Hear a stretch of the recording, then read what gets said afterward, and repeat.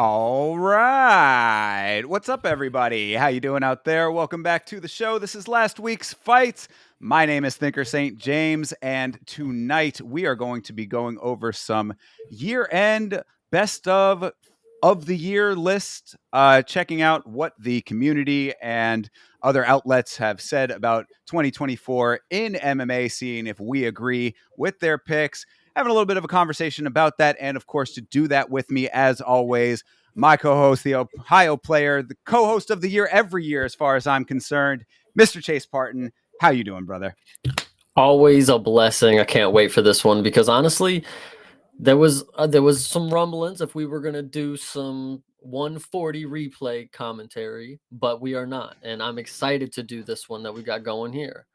So Yeah, no, absolutely, same. I mean, the 140s, it was very nice. What Chase is referring to, if you're not aware, is that the UFC blessed us with a another replay watch along. Where there was no event last week, of course, so the UFC threw on UFC 140 as a full-on replay for the people, just live on their YouTube channel. We both did watch-alongs of that, and it was definitely fun for sure. But we wanted it's the end of the year. This is really, I mean, we'll have a show next week that'll be talking about the first event of the year for next year.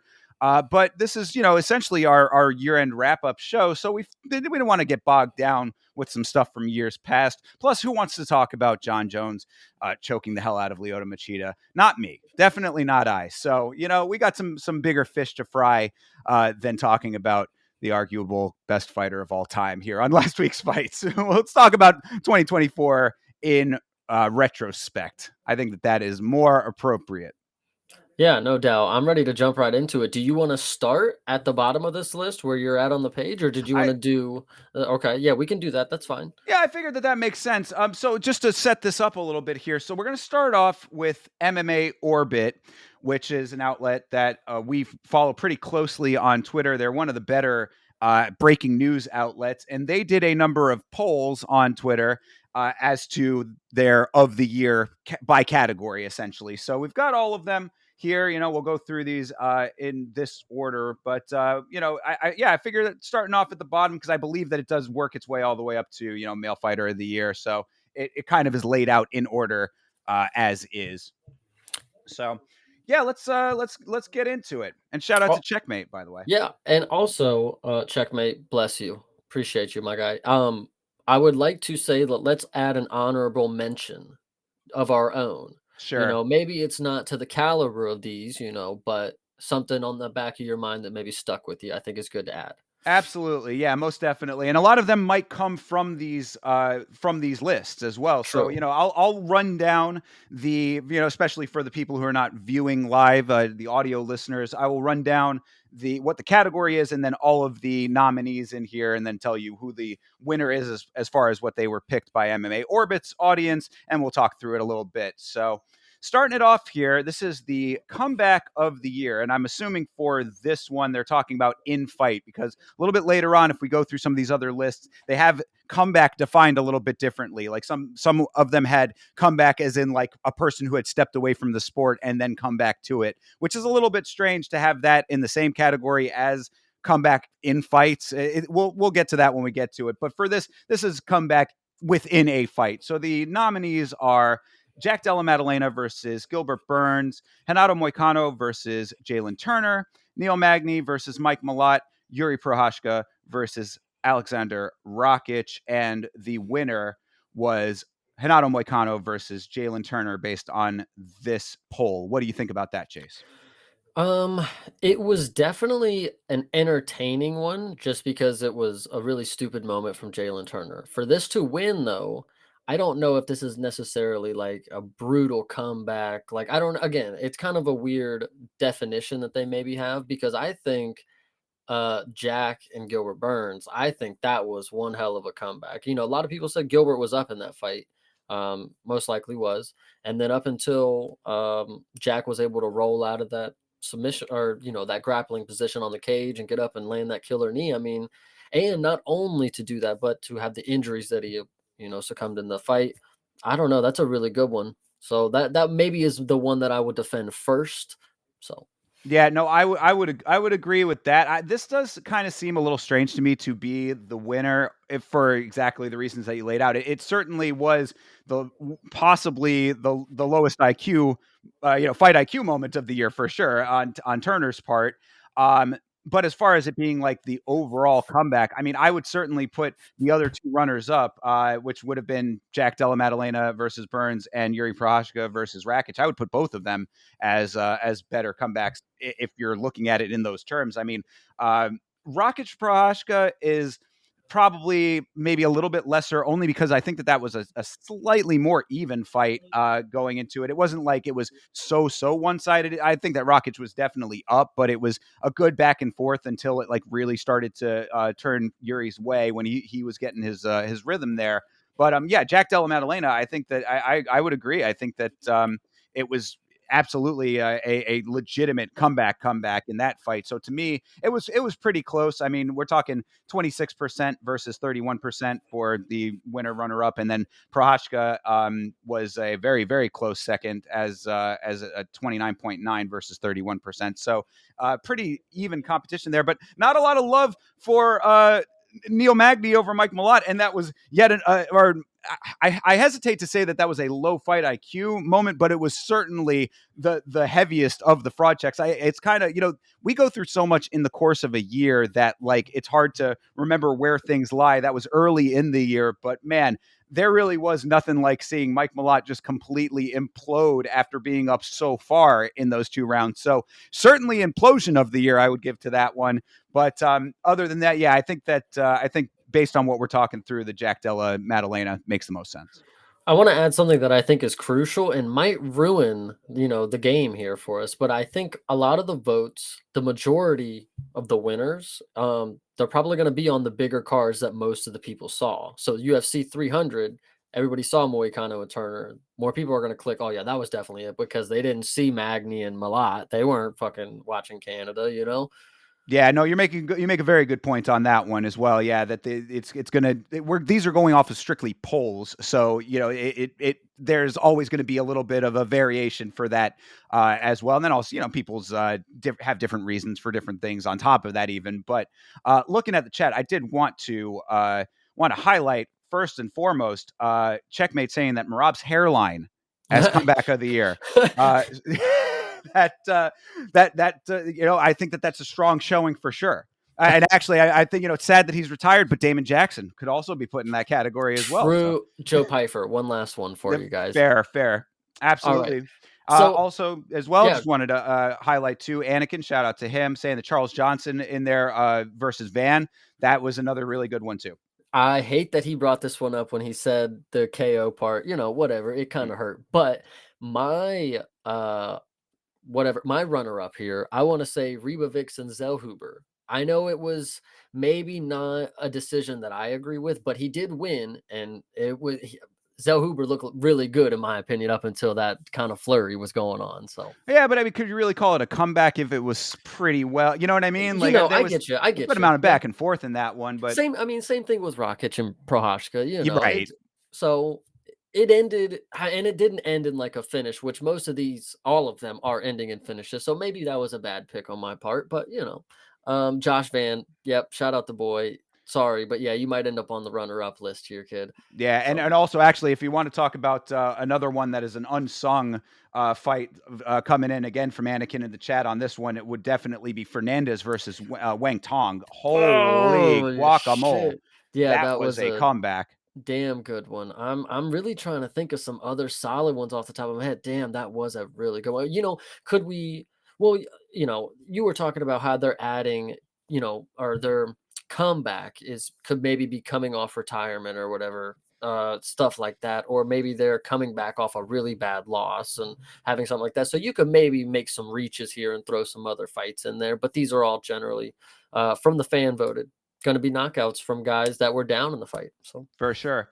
Yes, absolutely. And I just realized that I left my water in the kitchen. If you want to set this fight Oh, or this yeah. category up for us here, real quick, Chase, let me go run and grab that, and I'll be right back. So, getting into the next category, of course, we got debut of the year. And you guys know I like my newcomers. So, this is a really good list for me because when it comes to these people that are coming from these other promotions, when they get that first debut matchup, it could be lightning in a bottle. I'm not going to lie. So, debut these rookie guys, rookie, but love to see them. And we're going to go ahead and have Thinker go ahead and run down the numbers for you. Sure. Yes. So debut of the year, you've got Vinicius Oliveira versus is it Bernardo Sopai? I believe. Something. Yeah, I believe I'm pretty sure.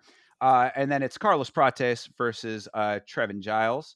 Kayla Harrison versus Holly Holm, and Mauricio Hufi versus Jamie Molarkey. And the winner, as voted by the MMA Orbit audience, was Carlos Prates versus Seven Giles. I think that that is probably no. Okay, No Chase is way, shaking his head no heavy. way. Are you guys kidding me? So Protest, like, okay, so I was talking about more people watch certain cards. Nobody was watching Protest and Giles, I can tell you that. So I don't know how these numbers got there because Vinicius with that flying knee at the buzzer finished him. Listen, okay, shout out Mauricio Hufi. Was a great performance, but we all knew he was gonna finish Jamie Malarkey. Like, come on. And then Kayla Harrison, Holly Holm. That was another coming out of retirement. I know she didn't win, so she's not on the list. You know, it was more of Kayla Harrison. But that, come on, we knew she was going to get that done. You see them Pythons anyway. Those are all maybe even better choices than Carlos Freitas. No hate to Carlos Freitas, but for that flying knee, oh my gosh, that's my winner right there. 18% is damn near. A little Oh bit my of highway goodness. robbery, yeah. And I think that if you're looking at it in terms of like where the person would end up going, then that yeah, I mean that maybe makes a little bit more sense because it's like if it's debut and then look what they went on to accomplish, then sure, Carlos Prates has done a ton in a year. That makes a lot of sense. But as far as just the performance within the fight that they're laying it out as, because that's the thing here. I mean, they're not just putting it as the fighter; they're putting it as the fight, and thus the performance. And so, yeah, no, I would definitely agree yeah, that knee, that was another one that kind of gets a little shortchanged because that was early in the year as well. So we're seeing a lot of that on in the a little bit of recency bias going on True. some of these fights here. So yeah, I Yes. definitely Well, yeah, Mike, Mike Malott and Neil Magny, that was at the beginning of the year. You're right. And then Vinicius, that was like the first card of the year, second card of the year. So hey, yeah. you're cooking. Yeah, absolutely. So, I think that like again, it's how you quantify it. But I think that I'm agreeing with that stance. And there's a lot of these lists that we're going to be looking at here have a lot of love for Kayla Harrison. And I think that this is a good example of why that is in something like this list, because if you're looking at it in terms of what they have accomplished, then it's a little bit different than the individual performances. Even though this was against Holly Holm was a very good one for Kayla. And, I want to make my honorable mention first. And I Sure. know we don't want to admit it because she had a very short lived career, of course. I mean, she's not done, but she's never coming back. But Wang Tong, that was a great debut for her. She came in and, Brendan Fitzgerald, I love this quote from him, two shots on a Saturday night is all you need. So it's a good Absolutely. one from her. Yeah, and I'm seeing Anakin saying Felipe Lima. I would say like that's like a maybe after having seen him fight live in Tampa. I'm not saying that that was a bad performance by any stretch. I would still kind of class that maybe a little bit as like middling compared to some of these other ones that we saw here. But I mean, I guess if you're going again strictly off of the fight, then that was a really clean knockout to start things off for him. That him starting off with. So I got a great one for you, and I actually wanted to go back to mine. I know we're not going to see many women's fights on here. Shout out Kayla Harrison, she did make a list, but I don't think throughout these lists we're going to see many women's fights. That's just my prediction. So I did want to name another one, and it's not really, Jacqueline Emerine. She did come in and get a submission, and then she got another one. I mean, I know that one doesn't really count in this category, but debut undefeated. with all submissions. She came in and got a submission, so she's That's another a on the list. Yeah, that's a great one, honestly, because yeah, Amarim's BJJ is something that I was raving about early on. Just seeing the technicality that she had as a debut fighter, I'd say that that's a really solid choice. Honestly, that I think that that actually might be mine as well. So thank you for bringing that up. Honestly, and just because I do what I want sometimes, we're gonna go ahead and enter a debut on the Contender Series from Eunice Dubin, who got a knockout on the Holly Holm clone, and it was beautiful. Mine are plus 1,300 dog, whatever it was. Shout Yeah. out her. Yeah, she actually does come up a little bit farther down in one of these other lists, but we gotta keep it in perspective here because that was a contender series fight. So do you really count it? No, you This can't. kind, this and that kind of thing. Yeah, so I mean, I think that it's definitely still worth noting that I mean, and then hopefully seeing that there, if she can replicate, oh, buddy, that's going to be something that is going to be it would be dangerous to see going forward. Now, Anakin saying Gene Silva, was this his debut this year? That can't be right, I right? think that is true. I was thinking back on it, but I know he got a finish, I'm sure, but it was probably just a canned. I mean, same thing. I was thinking maybe Josh Van and Tatsuro, maybe, but I think it's like early this year, maybe late last year kind of area. I don't know. Sure. Now, I mean, and if that was legit, legit starting point for him, then yeah, I mean, I'd say that would be a pretty strong showing as well. But again, the you have to look at it in the context of is it the fight itself that you're talking about, or what they would go on to do later on. I will give one more debut of the year mentioned, and then we will move on because I think it's a great point to end Mhm. because Shamil Gaziv did debut this year. Just letting y'all Kazeem, know. future champ right there, people. Come on, dude. Full meal, Shamil. Yeah, exactly. John Jones still running. So anyway, going on to the next one. All right, yeah, let's move on. Yeah, so I mean, actually, right up above it, I just noticed it, Dubin and Clark there. But let's run it down. This is upset Oh, of the year. Our choices are Anthony Smith versus Vitor Petrino, Dan Hooker versus Mateusz Gamrot, Yanisi Dubin versus Shannon Clark, and what is Fernandez's first name? Is it Gabriela? Gabriela y- Fernandez? I think it might be Gabriela Fernandez and sure. versus Wang Tong. I think that that's correct. So yeah, and then of those, it was the winner. There was Dan Hooker versus Mateusz Gamrot. I definitely do not agree with this one. Because I mean, this was that fight was very very close. So if you want to call that the upset part of it, then perhaps. But I don't know. I mean, like Gamrot winning that was not such an in the bag thing to me that it should be upset of the year. Yeah, I want to make the first point that the last two fights that I talked about, I didn't read ahead. I didn't know they were going to end up on this list, guys. So, Oh yeah, I mean it's still fine to bring up in the context though. yeah, and I think it is crazy that Hooker like, what even is this list? Like, I can think of maybe a couple more upsets. Like, I mean, what's his name that just knocked out Petrino? Like, that was a better upset than Anthony Smith. Like, what the heck? So, Yeah, that was Dustin Jacoby.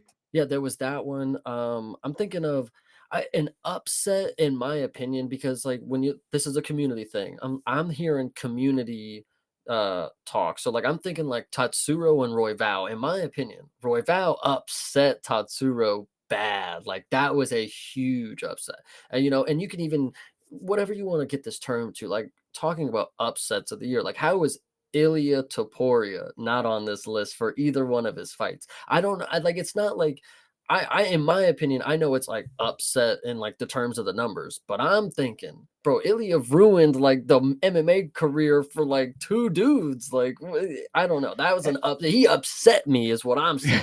For sure. Yeah. I mean, as far as that kind of an upset, yeah, I would definitely put the Ilya over Max would be that. Would certainly made me upset. But in that same line of thinking, then you could probably put fucking Asakura in that category as well. I mean, guy coming in with all this hype out of Ryzen, supposed to be this huge star over there that's going to shake up the division. That certainly upset that plan.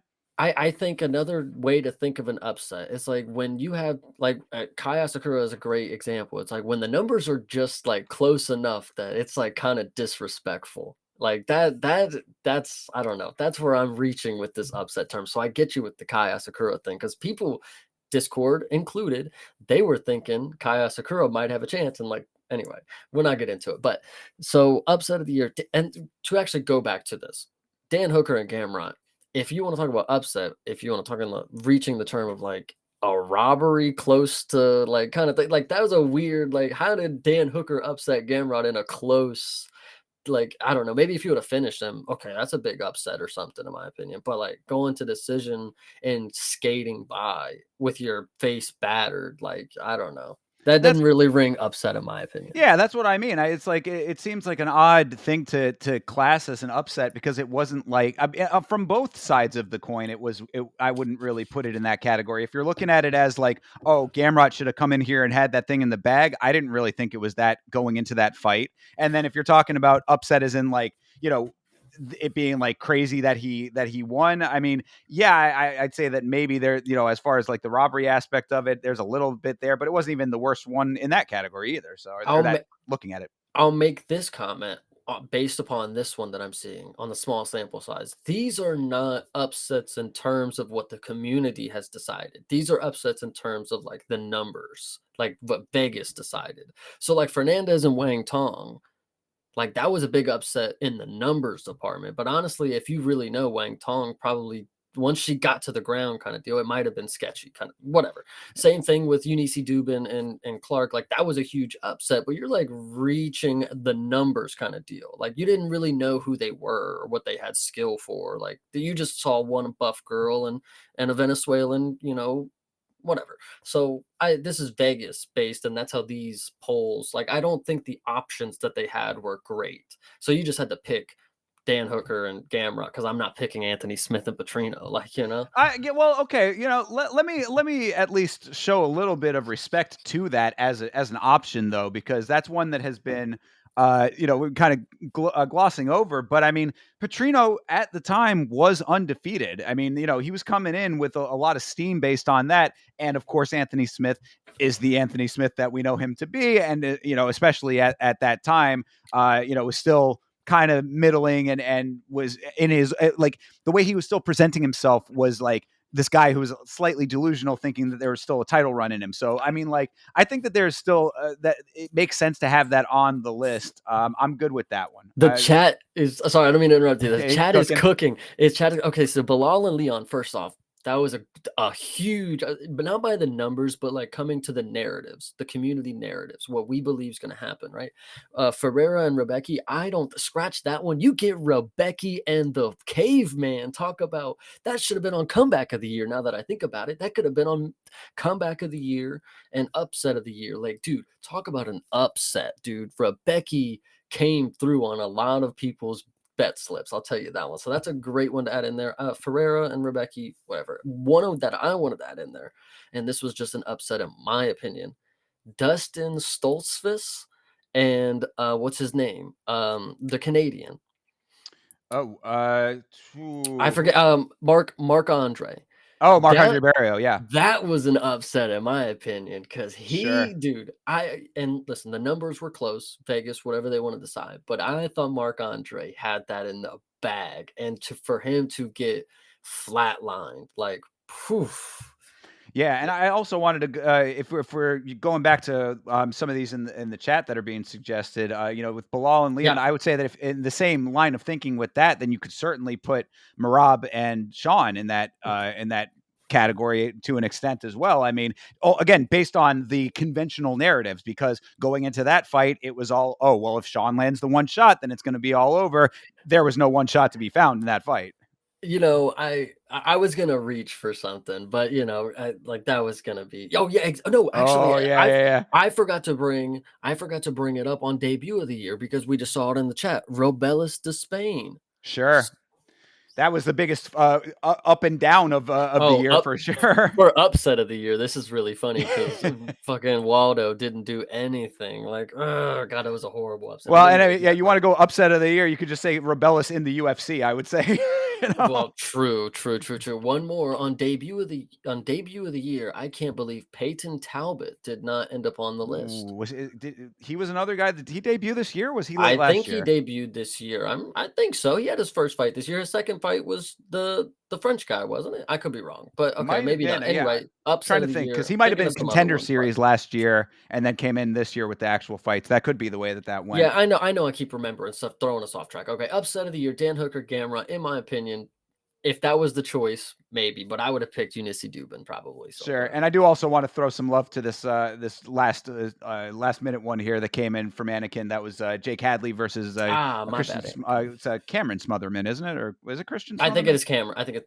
Y- no, there's a different one, I think. That's the debut guy. That's the debut one from the Contender Series. Yeah, There's right. Well, another Smother one, yeah. yeah, yeah. Well, this Smotherman that came in on short notice against Hadley and had some really nice work done there. I thought that that was a really sharp one as well. So, but actually, it's kind of an asterisk on that because Smotherman had been in the organization and then left, I believe. It was there was a little bit of oddness as far as like if you can consider that an actual debut, I believe. So The reason I brought up Peyton Talbot, I remember, is because upset of the year, another community one, in my opinion, was him against Cameron Simon. I think when he whooped him, like that was a pretty big moment in like the division kind of deal because Cameron Simon was a dude that was on the way up. Everybody figured like, oh, he's kind of got some experience. He should be able to handle whoever this Peyton Talbot kid is. But little did we know, So yeah, for sure, for sure. Yeah, Cam, yeah, it was. And then I okay. guess my very last one will move on. But as far as upsets goes, I would put Bo Nickel versus the Scotsman in there as well, just because that was an upsetting fight. Period. Yeah, I actually like that. The upsetting fights of the year. Listen, I can add a couple more because this is a good category. Uh, upsetting fights of the year. Right. Corey Sandhagen and Umar. Oh Oh my yeah, gosh. yeah. One more I can throw at you. Sorry for the goat. Shamil Ghaziv and Rosenstrike. Oh my god, talk about upsetting me. Yeah, Yeah, that's a crazy dude. That actually, we could make a whole thing on that. Anyway, we'll, for we'll make sure. we might come back to that when we see some more on the list. But continue. All right, all right. Let's move on here. Let's keep plowing through the list here. All right, moving on to breakout star of the year. I like this one. This is they're going cross MMA, of course, Yeah, not just UFC. you see the first choice here. That's Uh, crazy. yeah, Dakota Ditcheva, Diego Lopez, Carlos Praetis, and Shara Magomedov. Shara Bullet, of course. And the pick here is Diego Lopez by a wide margin. Um, I mean, look, we are all great lovers of Diego around here. We're huge fans. I mean, as far as breakout star, Diego had been doing it though, so it's a little bit tough there for me to say that he's a breakout star necessarily just in this year alone. You know? I kind of agree. When I first saw this list and I see Dakota, I'm obviously thinking, that nobody's going to vote for the female, of course, the woman fighter, not really. And this is normally a UFC fan that's probably looking at this, I would For say. sure. But so the other three, excuse me, like you said, Diego, breakout star. He did kind of break into stardom kind of deal. Like he's kind of in a groove, I would say. But Yeah. you want to, I mean, I would say if we're classifying him as like a breakout star, like how is Alex Pereira not on this list? Like he really broke out into like a superstar role in 2024. Like he's now, what people like they look up to this dude, kind of deal. Yeah, I mean, So I would say that he was probably already with it because I mean, the whole Izzy he already saga had a was, career in yeah, glory too. well, right. I mean, that definitely, of course, but as far as like when he kind of ascended into like the echelon that he has become, like I would say he broke away as a star for sure with the consistency and everything going, and he'll certainly come up a little bit later on in some of these lists. But as far as like breakout throughout the year as like tearing away from the pack kind of thing. I mean, look. You were saying that that like the average person is not going to vote for the female, whatever. If you're not paying attention to Dakota Ditcheva, then you're not paying attention because True. she has been making some serious moves, and I would think that she's probably going to be the next, not Kayla Harrison as in like the way that she fights or any of that kind of stuff, but like she is going to be the next breakout star in women's MMA when she's like based on the moves that she's making, because she's already taken over the PFL. They are hanging on to her for dear life. We've talked about that a little bit in the Discord recently because everybody's really liking how she's fighting and what she's doing, but they're saying, when is she going to come over to the UFC? What's her trajectory going to be? And I'm like, the PFL is not letting her go anytime soon if they know it's good for them, which I think is the case. So I would say that if you're not familiar with Dakota Ditcheva, then make sure that you get yourself wised up because she is someone to keep an eye on for sure.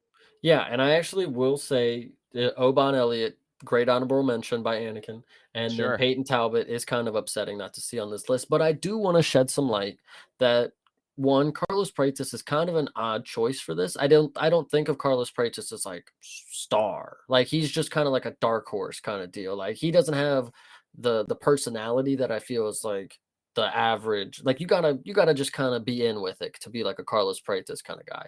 Like and then I also want to give love to Shara.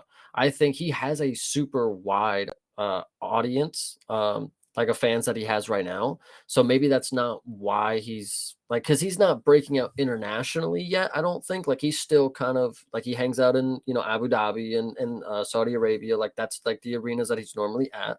So once he starts going global, I know the eye situation. I don't know. I think it'll be more of a breakout situation, but I did want to say that it was good that he was on this list because I do think like Shara's making a name for himself right now. But Yeah, absolutely. I mean, and that is going to be the interesting thing with Shara, the more that he ascends. Because I mean, it's like you're absolutely correct that he is starting to become more of a household name. Obviously, the look, the double back fist knockout, yeah, that's certainly a highlight of this year for sure. A lot of people have a lot of eyes on him. But I mean, what's he going to be able to do? What is he going to be able to accomplish based on the limited capacity in which he can fight if he's not able to fight in other regions of the world? I mean, this is going to be an interesting kind of conundrum they're going to end up running into depending on where he ends up ascending to. Because I mean, the farther that he gets up in the rankings, the more limited it becomes as to what you're going to be able to do with him. I mean, you can't have every single card throughout the entire year over in the Middle East if this guy is in the top five. You know what I mean? yeah. And my honorable mention that I want to Yeah. go with, and it's burning me, and I just forgot it. Damn, I was waiting so long to talk about it. But either way, My bad. breakout star. Oh no, no. It's so they're kind of excluding champions, which kind of feels weird in this. Like I know champions, I guess you would already expect them to be a star. Maybe that's the classification. Yeah, Like if sure. you're, but I don't think that's maybe necessarily true because I think Marab has become quite the star this year. All of his viral videos that he's been doing, actually beating Sean at Noche, him taking Mexico with him. I think that is a great honorable mention, even though, he maybe already had somewhat of a low key following, but like Marab wasn't the household name that you would know now. Like it came quick for him. And just Yeah, this yeah. year, in my opinion. I think that that's valid, honestly. Yeah, based on all of those factors that you just laid out, I think that makes sense.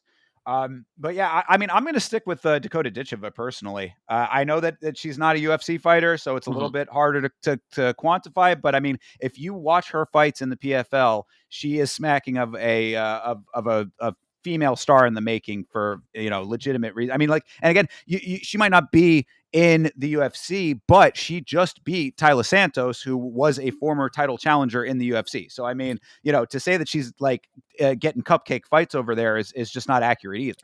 And I don't want to say this to remove her or exclude Dakota from this poll because he deserves. I think if you were to put UFC only, I think Kayla Harrison would be a great option as well.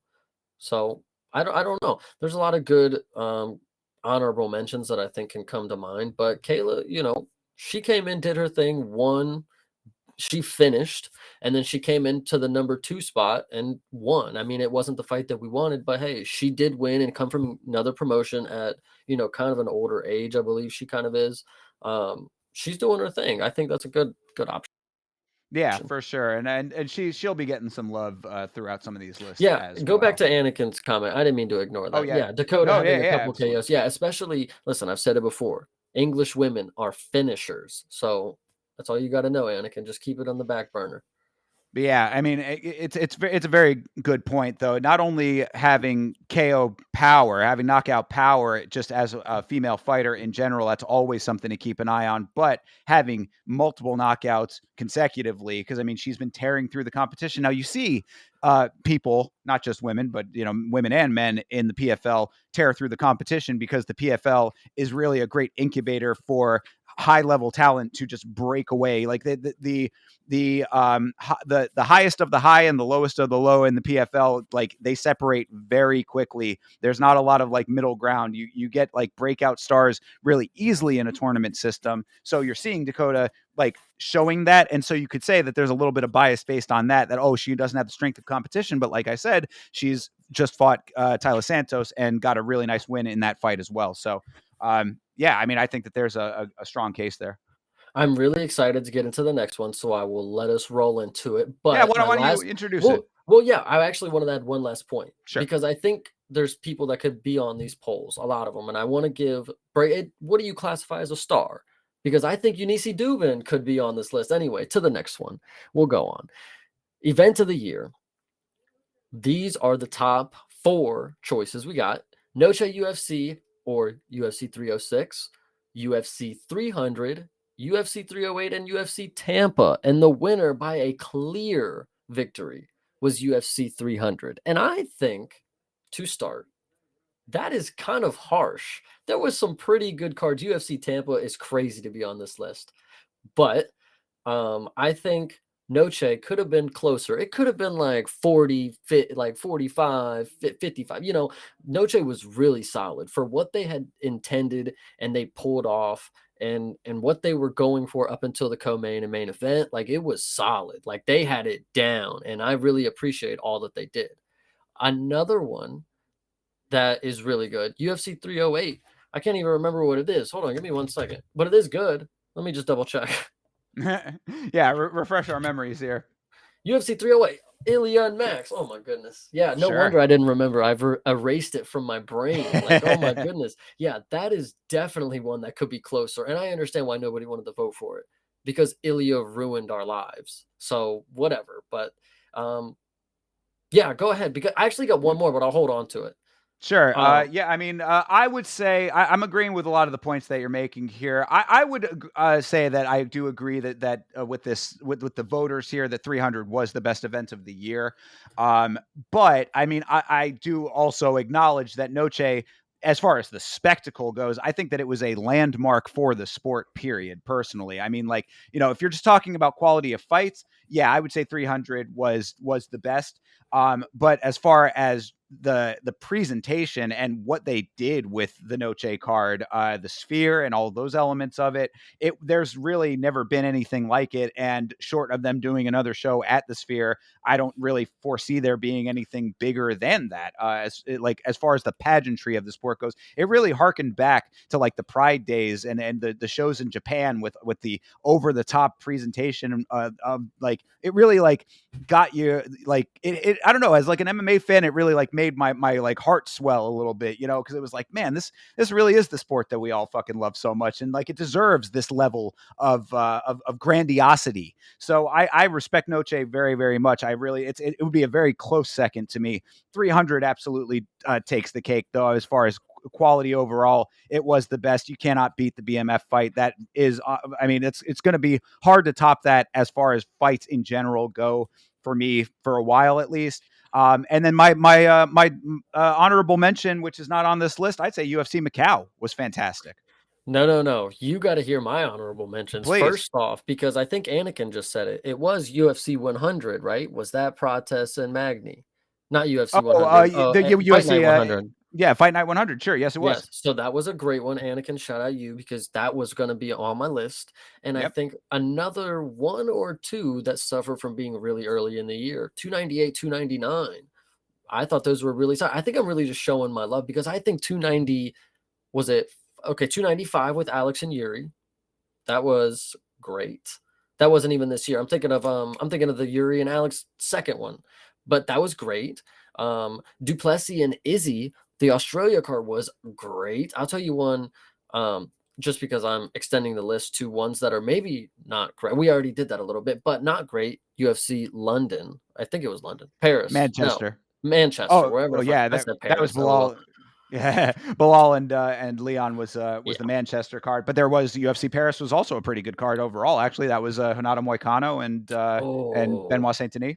damn, we really had we got spoiled this Well, year, guys. that's Come yeah. on. I mean, that's the overall point of all of this is that 2024 was just a fantastic year for fights in general. We got really, really. This has been one of the best years, like overall. Like if you take it as far as the entire year goes, from like beginning of the year on, even the like. I remember the very, very first card of the year. I had covered it on Yama because I actually had I did there was the one card that I had missed the watch along for had some extenuating circumstances for that one, but came back, did the rewatch, and I was like, if this is the baseline to start off the year, it wasn't anything fireworks. It wasn't like some over the top amazing deal, but it was at least good enough for if this is how like the mid is going to be, then we're going to be okay. And then from there, it just snowballed into some amazing stuff. How about a little love for the cards that people thought were going to be ass and turned out to be great, like the Virna Jandiroba card. That Yeah. that was a great one where everyone's like, "How the hell is she headlining?" Bob, that turned out to be a really solid card. Yeah, that's actually crazy you remembered that one. I'm not gonna say it was a bad card, but that's a good memory. One that I wanted to throw out there. I actually wanted to just add some insight. I think what was great to know is the two cards that I felt kind of were like so when we're up on the bar and then like we stop and then we keep going up and then it stops and keep I think those two spots where it kind of hiccuped and rightfully so. I'll give you the reasons. UFC 301 in Brazil, rightfully so, right after the one of the biggest events at the time. Sure. That you can have reasons why that wasn't the event that it maybe could have been, but it was still a great event, in my opinion. Another one, we already talked about it, Bilal and Leon, the timing of it. You clearly can see that that's just it hinders the experience. I don't know. I can just say that that just shuffled the momentum a little bit because we had after 300 everybody was like wondering like, oh, here's 301 Brazil, and then they're like, man, this is not what we should be expecting. That's what the community was saying. I liked it, but I think it was great that that was rightfully so the lowest point of the year in pay-per-view terms, kind of deal. And you're talking about the timing as in it being at like the middle of the night slash early in the morning for them, right? Well, no, I'm talking about being right after 300. Oh, okay. So Well, they didn't get then let me the stardom. Sure. Well, then let me also add that that was another thing that hindered that card was the fact that it was taking place, on the American pay-per-view time schedule and being presented to the local crowd, the in arena crowd in the middle of the night slash morning. I mean, the main event starting at like 2:30, 3 o'clock in the morning is just wild to think about. Yeah, another card that comes to mind as a really great card, Roy Val and Tatsuro. I know I talked about it earlier, but that whole card I can't tell you exactly what happened, but I know that that whole card felt really good. I can remember just the feeling I had watching it. Sure. Um, Yeah, absolutely. I mean, we've been talking about it a whole bunch this year in general, how this has really been a great year for the lower weight classes mhm. as well. We've been seeing a lot of really great fights and a lot of new talent coming into the lower weights. That's going to be an infusion in those divisions. So I think that just as like a general atmosphere kind of thing, the bantamweights and the flyweights have had really good year as well, like just in totality. So a lot of great elements just in general. So not just event, but just 2024 as a year has seen a lot of greatness when it comes to this sport. It's been really fun to witness. I will give light to it because we're gonna move on to the next segment with it, but we didn't mention at all. I think it was 290, not 293. God damn, Makachev and Poirier. That was a good Sure. card as well. So I think these could all be on their own list somewhere. It depends on which ones you throw on the poll. Like you can't have them all, but when you shuffle them down, UFC Tampa definitely could not be on this list, in my opinion. Well, But and maybe it's a bias of me being in person, but I would definitely say that Tampa was better than the Poirier Makachev card in total. But okay. I would say that the main event of that pay per view kind of made up for some of the shortcomings. It wasn't a terrible card. I mean, like I'm really trying to. It's struggle. I have to struggle to think of like a very very bad card this year. You know what I mean? Mhm. Like one that was like as bad as the older UFC London or like UFC Hamburg back in the day, and like any of those kind of levels of like boredom that I was feeling. I really didn't like get too deep into it this year, where it was like awful to be, like an experience that was terrible or anything. I thought that overall there really wasn't anything that was standing out as like, man, this is like the really really baddest that the sport's been. No, it wasn't like that. Yeah, I get you. 100%. So yeah, all right. Well, then let's continue on down the line here. This is submission of the year. Your choices were Patty Pimblett versus Bobby Green, King Green. Dricus Duplessis versus Israel Adesanya. Hamzat Chimaev versus Robert Whitaker, and Islam Makhachev versus Dustin Poirier. And the winner by a decent margin, I would say, is Hamzat Chimaev versus Robert Whitaker. What do you think about that? It was definitely the most devastating submission of the year, due to the injury with the injury that Robert Whitaker sustained after or during the fight, I should say, with his teeth and his mouth. Definitely one that you don't want to be in, and you think, man, that's a submission right there. I'll give you that. That one is one for the ages. But other good options on the list, Patty, put him unconscious and kind of broke his arm a little bit. It was kind of a good one, especially with the hype around the fight. That was kind of a main event in its own world kind of deal. So I give Patty the nod on this one. Dreekis, though, the fact that he got that sub without the body triangle, I don't know. It was just a goofy submission, and Izzy just looked goofy getting it. So it's a funny one to be on the list, but I do think it's also one that could be a lot higher in the percentages. And Makhachev and Poirier, I think that one we knew he should be able to sub Poirier. It just took a lot longer than it should have. So I submission of the year, no. Honorable mention. I don't know if I can maybe give you one.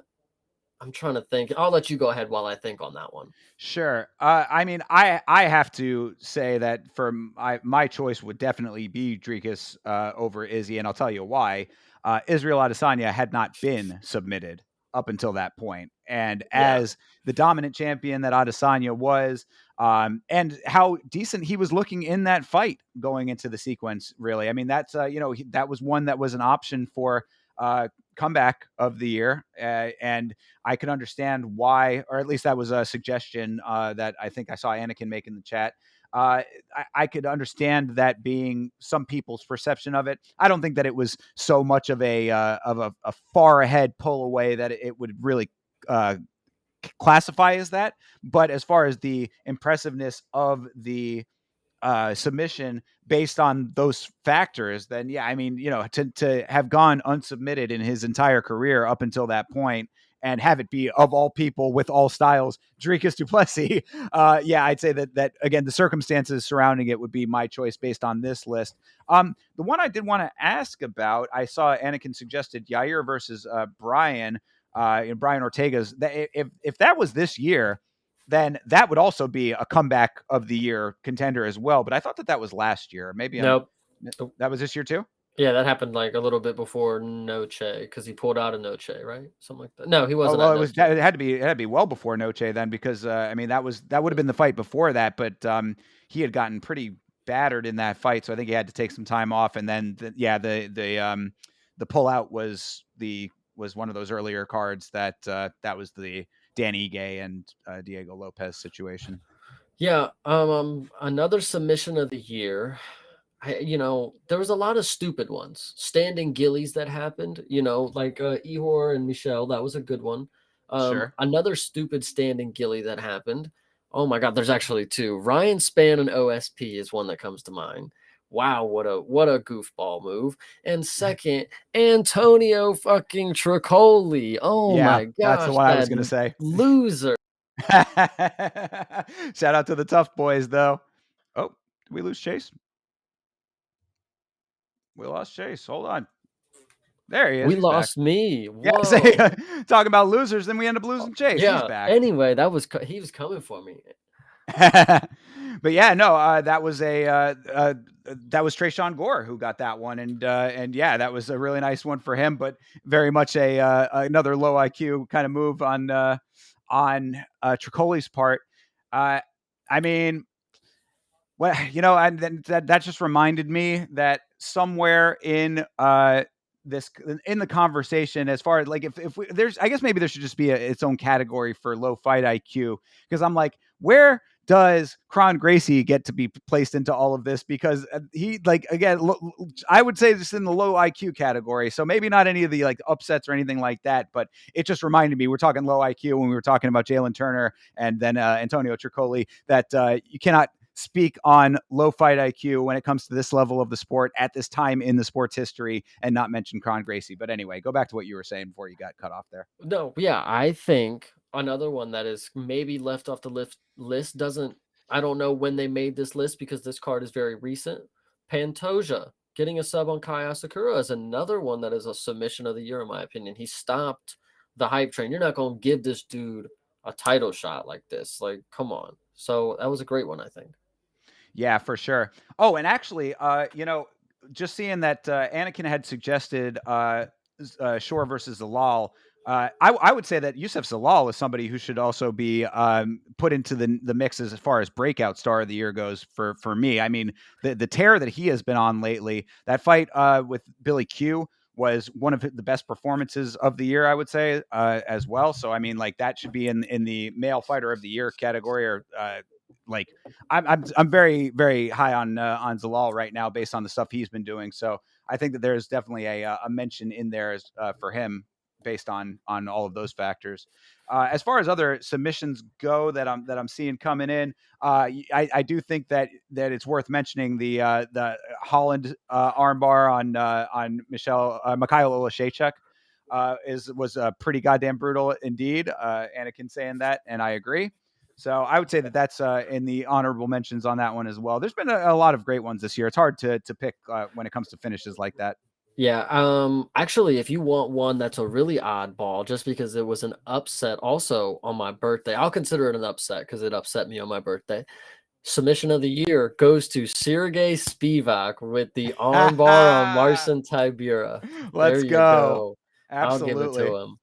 Yeah, yeah, that's I would say that there you go. If you wanted to think about cards that were on the lower end of the spectrum, maybe that'd be one of them, Yeah. perhaps. But yeah, so I mean, I think that we went through a couple of really good ones on there. I mean, I'm seeing a couple of these other ones. Oh, lost Chase again.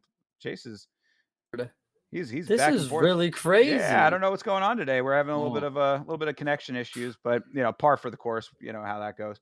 But yeah, I mean, I like I said, we had some good ones. I did want to throw some love to Gerald Mearshart, who may not be breakout star of the year, but is always a star in the hearts of the real ones. While we go into this next category, I'm gonna reload the Sure. page. Yeah, yeah. Why don't you do that? That might be the way to go. All right, we're going to be without Chase for just a second here. But while he's getting himself reconnected, I will set up the next category, which is the knockout of the year. I mean, I think that there's going to be a lot coming in the chat on this one. So throw them in if you got them. But while we wait for Chase to repopulate here, oh, here he is. Let me grab There Chase we back go. in here. Hopefully that makes it better. I don't know why my connection's at 2 bars right now, but either way.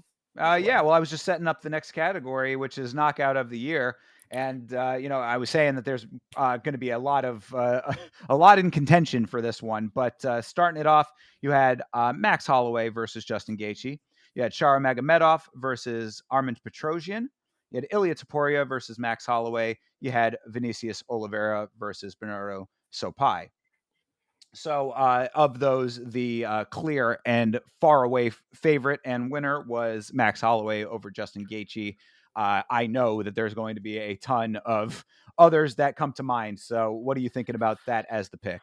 I think first I want to give shout out to Anakin for cooking real quick with Yeah, some Anakin ones has that I been cooking. didn't. Okay, so Muslim Salikov, I'll give you that one. I didn't think Spinning he was going kick. to do Yep. that. Spin kick.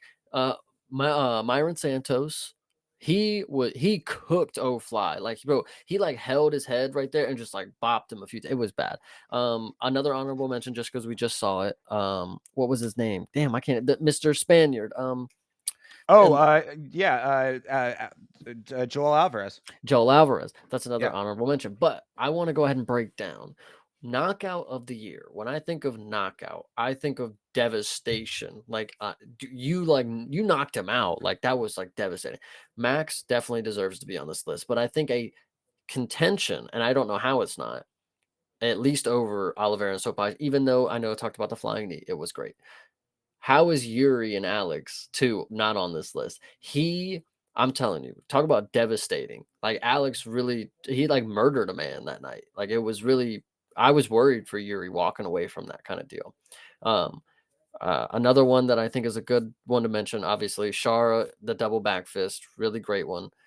Could high. I think again, you're seeing a lot of 300 bias here. I know Max was a great one, but one that's also devastating, and it should be higher than Taporia and Holloway, was Taporia and Volkanovski. Oh my goodness. Wow. Yeah, Yeah. for sure. I mean, so if we're talking about, and again, there's a lot that goes into how you look at these things, right? So it's like, if you're talking about strictly the knockout itself, then it's a little bit different than talking about like the impressiveness of the circumstances surrounding the knockout, which I would say that if you're looking at it in those terms, Holloway versus Gaethje does make sense because now, whenever you see anyone from here on out pointing to the ground, you know exactly what they're referencing and where they got it from. You know what I mean? So I think that there's definitely a merit to that, even with 300 bias. Shara with the double back fist, we've talked about that. I mean, it certainly is impressive, certainly something that we have not seen before. So you got to give some love to that. I want to give a huge, huge honorable mention shout out to Lonier Kavanaugh on the Contender Series because that was devastating brutality. That's what made me think of that, was the way that you were saying, if you're talking about just a knockout where it was like that was the like you sent that person into the shadow realm, that certainly was it. Yeah, go for it, brother. Yeah, you cooked right into Anakin's first on the list here. Shi Ming, the Yo, Doctor Sleep. She is devastating when it comes to knocking people out. Obviously, Dr. Sleep, I love dude, it. That's a great nickname for her. she's so sweet and innocent, and the fact that she can do that to somebody, dude, she's a beast. So she deserves some love as well. For sure. KKF and Urseg is obviously a great one. I don't think Pfeiffer and Marc Andre, because I knew Pfeiffer, at least in my opinion, I thought Pfeiffer was going to go knock him out at the time. So that's none of your business. Anyway, I like Marc Andre. Anyway, yeah, we could go on forever I with this know list. I that's think what I this was one saying. is. This was going to be like one that was going to have a million of them. I did also want to show some love to this one here. Matt Frivola versus Zayam with the that amazing knee that Zayam landed to put Frivola out. That was a beautiful one for sure. And then also the body shot knockout from Pretes versus Li Jin Liang. Oh, that wasn't a body shot, brother. He popped him, and he never been Oh, knocked there was out. that. What was the one before that? Must have been that one then. The Oh, the Carlos Prates body shot was the one I'm that was talking about then. your buddy, uh, fucking blood brother Pride or something. Oh, the fucking Radkey. Yeah, That yeah. was Radkey That's who it a was the body shot? the knee. Yeah, that was definitely him. Oh man, yeah, I spaced on that one. Then there you go, sure. Yeah, But then also the other honorable mention that I had to throw on this one, and I bias or otherwise, I'll fucking wear the bias like a coat of armor. But my motherfucking man, Cub Swanson, getting the job done against Billy Q in Tampa, being able to see that one live is a highlight of my MMA fandom. So I had to throw some love to the OG Cub Swanson. yeah. I think Anakin really cooked here. Nicolau and Perez. That was probably one of the first cards of the year. I think, maybe the second, and Yeah, that was devastating. Like, for him to just sleep him, like where he's like folded up against the cage, like, bro, that was a knockout. Like, that was list worthy. At least I give it to you. If you had a long list, he could be on there. for sure. Yeah, I mean, again, we knew that there was going to be a million of them coming in, so Yeah. all of these are great choices and great things to go back and bring up. So Anakin, as always, a shout out to him for cooking as he is. But again, we could go through a million of them, and they're all very impressive. But I Yeah, think that we've I got one more, yeah, sure, and go then we're for it. moving on. Yeah, Uh, what the hell is his name? Johnny Walker and Uzdemir. That was Oh, devastating knockout. That was a goofy one, but it's Johnny Walker. You know, he gets knocked out. So making a knockout of the year list, whatever. yeah, and I mean, you could put Magomed on there as well, Yeah, for the and Johnny Walker with that. true. And if you want to reach to not, I mean, well, never mind. It's a knockout. I get you. So moving on. Yeah, Yeah. Stolfus. We talked about And Stolfus. and, and Michael Johnson, getting the knockout over Zaitar was a beautiful one as well. So I mean, like, we've had it's been an amazing year for the sport. So knockouts have been abound, and we've just been very lucky to be blessed with so many of them. But let's move on from it, because Good if deal. not, we're gonna be more down in it forever. So let's move on to one that is going to be also probably pretty contentious. But this is the fight of the year. We got your choices as Esteban Ribovics versus Daniel Zellhuber, Max Holloway versus Justin Gaethje, Islam Makhachev versus Dustin Poirier, and Mateusz Rambecki versus Miktabek Orlabai. The winner by a decent margin on here, the BMF fight, Max Holloway versus Justin Gaethje, and you can see that my little check mark is right there next to it. That was certainly my choice out of this list. What did you think, sir? I think this is a pretty good list, maybe excluding Islam and Poirier. Like, I mean, it was a Yeah, great fight. It was, but it was kind of just like we were all praying for a miracle kind of deal. Like, right. so fight of the year, these other ones, I tell you, Rebecki and Orabai, wow, that was a fight.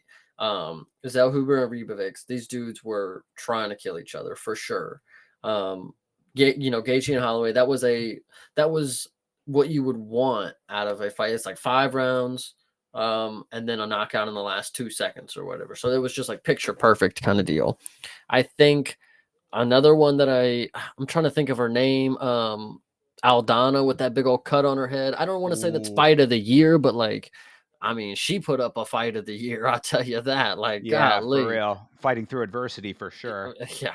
So, I know I'm trying to think of some other fights of the year that were like polarizing, like that's the way that I would think of a fight of the year. How was Alex not on these lists more? I'm actually very concerned. Like, are we not Alex stands in this community? How has he not been on these polls? Not once, I don't think. Yeah, Alex and Khalil should absolutely be on fight of the year in fight of True. the year contention for sure. Yeah. But yeah, no, I mean, seeing some of these other ones coming in, as always, Anakin holding us down here. I'd say that Onama versus Romero is one that is definitely honorable mention worthy there. Jan and Figgy. Jan versus Figueiredo absolutely was a banger for sure. Yeah, going back to the MMA orbit list, I would say that Rombechki versus Orlabai is one that I think should be a little bit more, higher up in the percentages, because that was an absolute war. Um, Again, my bias is showing. I don't give a fuck. Cup versus Billy Q is a war up until the knockout as well. So I'd say that there's potential there a little bit. Not, it's low down on the list, but if you're making a full on, 40 fight list or whatever, it should certainly be in the equation. I Um, think Anakin came yeah, here with heat. City and Tavares too is great. yeah, Um, that was a good one. and then same thing with Pantoja and Urseg. I feel like was kind of Roy Valentiara. It was like back and forth, round one, round two, round three, round four, and then it came down to that final round. Who was gonna, who had more of it? Who had more Yeah. willpower, kind of deal. And I think that's what you love. Right. And that's the basic overall view of a Roy Valentira, in that same breath as well. Yeah, That being such a back and forth, almost chess match kind of deal, where and I really like that fight in this conversation as well, because it was not only was it back and forth and round by round who's taking it at what time, but it was a great display of the mixed part of mixed yeah. martial arts, because it was striking at sometimes, it was some really really high level grappling and wrestling at other times, and it was just a back and forth of both of those. So yeah, that's one that definitely gets put into the conversation. Also, yeah, Dober and Gene Silva. I mean, that's one that should be in there as well. Quite a war. You're talking about Aldana, in the cut she went through. Dober getting put through fucking hell in that fight, and still, coming through and fight until he couldn't fight anymore. I mean, all the respect in the world to Drew Dober. Talk about a guy who makes fans when he loses fights. Fight of the year, I think if you're gonna include Poirier and Makhachev, like, how didn't you give DDP and Izzy is kinda my thing. I think that would have been a really good choice. Another one that I think, it kinda slipped my head as soon as I talked about DDP and Islam, but, these fight we could talk forever about the fight of the years, man. Right. That's It's just just how been a it great goes. year for it. I mean, Yeah, again, this is another exactly. one that, it's hard to pull out specifics when you have so many great ones. And, it really is a credit to where we are in the history of this sport. Especially, we mentioned a little bit about 140 when we started the stream. It's a good thing to note if you go back and look at a card like that. Now, there were some really good fights on that card, but you can see the levels to this sport and where it has gone to based on a card like that versus what we have gotten throughout the course of this year. So, when it comes to where you put any one of these fights that we're talking about or any other ones that you could mention in the equation, it really is like a testament to how far the sport has come as far as technicality goes, as far as the disciplines that people are drilling to the point of being able to get finishes, things like that. We're always going to be in the best version of the sport as time progresses, and it's really showing, especially when you compare it to cards as far back as 140 was, because that was 2011, I believe. So Yeah, 100%. I mean, I'm really excited going forward because looking at how good the list is that we have to pick from and like what is excluded is such a vast list of great fights. So the next year going into it, man, I'm really excited that there's going to be even better fights that we have going. So, always, it just gets better and better. I appreciate oh, that. I Yes. remember Okay. Kaio. Didn't he have a 5 round really good Oh, fight with with Jared somebody? Cannonier. Yes, he Yeah. did. Yeah, that was a really Absolutely. good fight. Yeah, good one to add in there. Absolutely, coming in at the buzzer. Yep. All right, let's move on here to the next category. We're getting into the home stretch on this one. This is female fighter of the year, and this one is pretty perplexing to me. So I Do want you my to talk. eyes deceive me? Th- Like, uh, this is well, and this I saw this on another list, and I was like, oh, we'll talk about it when we get to that list because surely this is a fluke that's on the other list, but I'm seeing it here too. I hadn't picked up on it when I did my overview of all of these, but let's go through it. It's your choices are Zhang Weilei, Kayla Harrison, Dakota Ditcheva, and Jasmine Jazdavicius. Wild list to begin with. But your winner, even more wild with 54%, over 54, almost 55%. This is a clear and definite winner is Zhang Weilei with her one fight against Yan Xiaonan in this year. What's going on here, Chase? I don't know, but it is actually crazy that the minds of other, female fighters in contention of this label come to mind because Zhang Weili did fight early in the year. She had her one fight. She did China versus China, and she came out on top. And I think that is, really big. Considering this is a community supported thing. Well, maybe I don't know, but I think Kayla Harrison is another good option. She did come in, like I said before, she got a finish right away, and then she did take the number 2 spot. That's a really big jump. Dakota Yeah. being on the list, another great option. We already talked about her before. She probably could have won because man, she is killing. And like I feel like in the public, like the social media space, like Dakota runs that area. Zhang Weilei, she doesn't really like she's not really I don't know. She's not really big on social media. You never really see highlight mixes of her and stuff like that. Dakota though, she's all over. Jasmine, ridiculous. That's a Yeah. ridiculous name.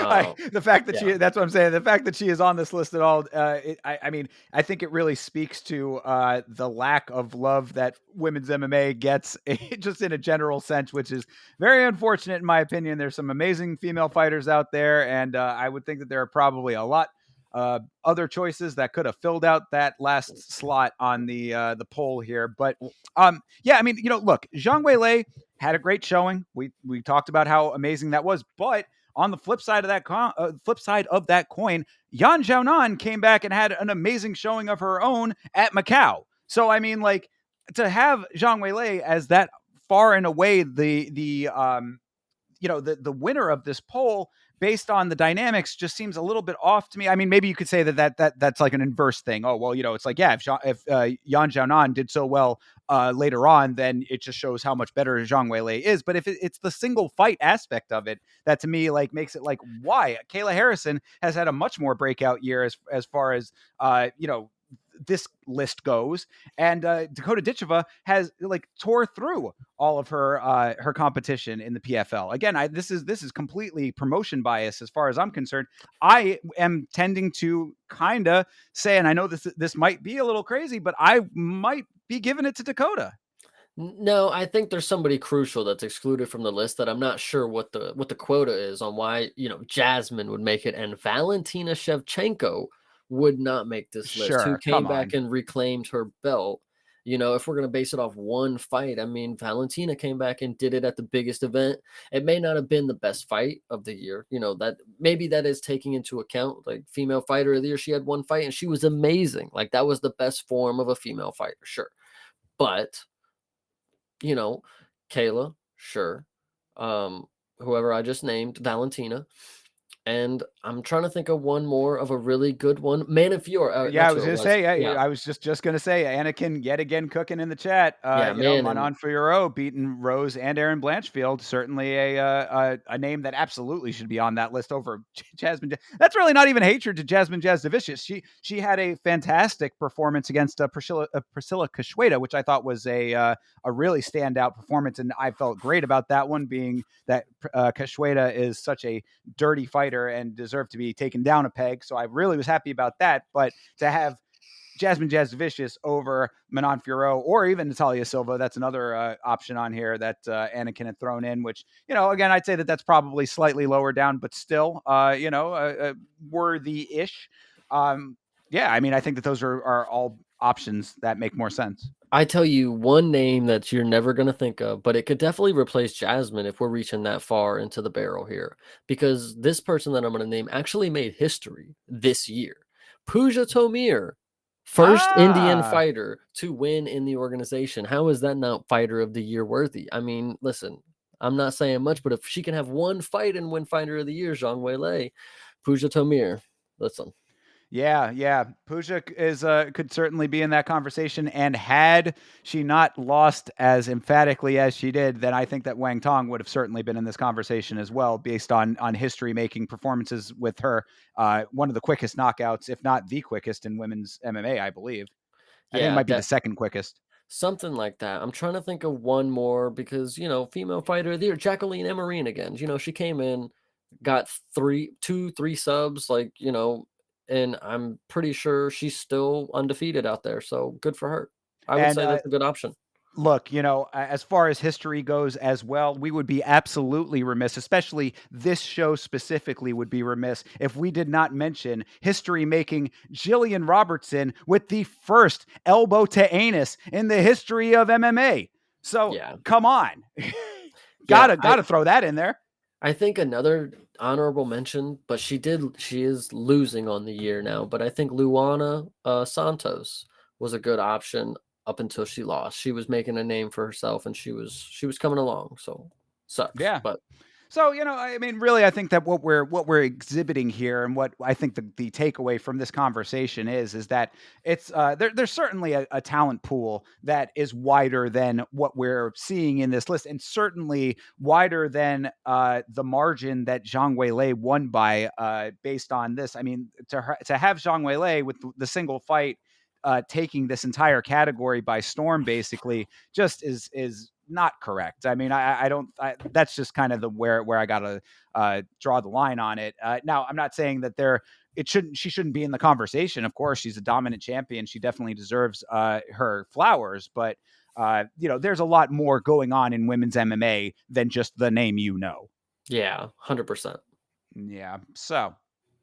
Oh, and Norma Dumont. Yeah, that would also be a nice dark horse there. Of course, we talked about the Irene Aldana fight, so We that was we see robberies all the time. I'll give you a good little robbery on this female fighter of the year, Macy Chasson. I don't know why. I just keep thinking of her. So, Hey, I appreciate that. I appreciate the mention of Macy Chiasson. She that she's somebody who does not get enough praise, I believe. I think she's a much better fighter than people are giving her credit for at the moment. So I like that one.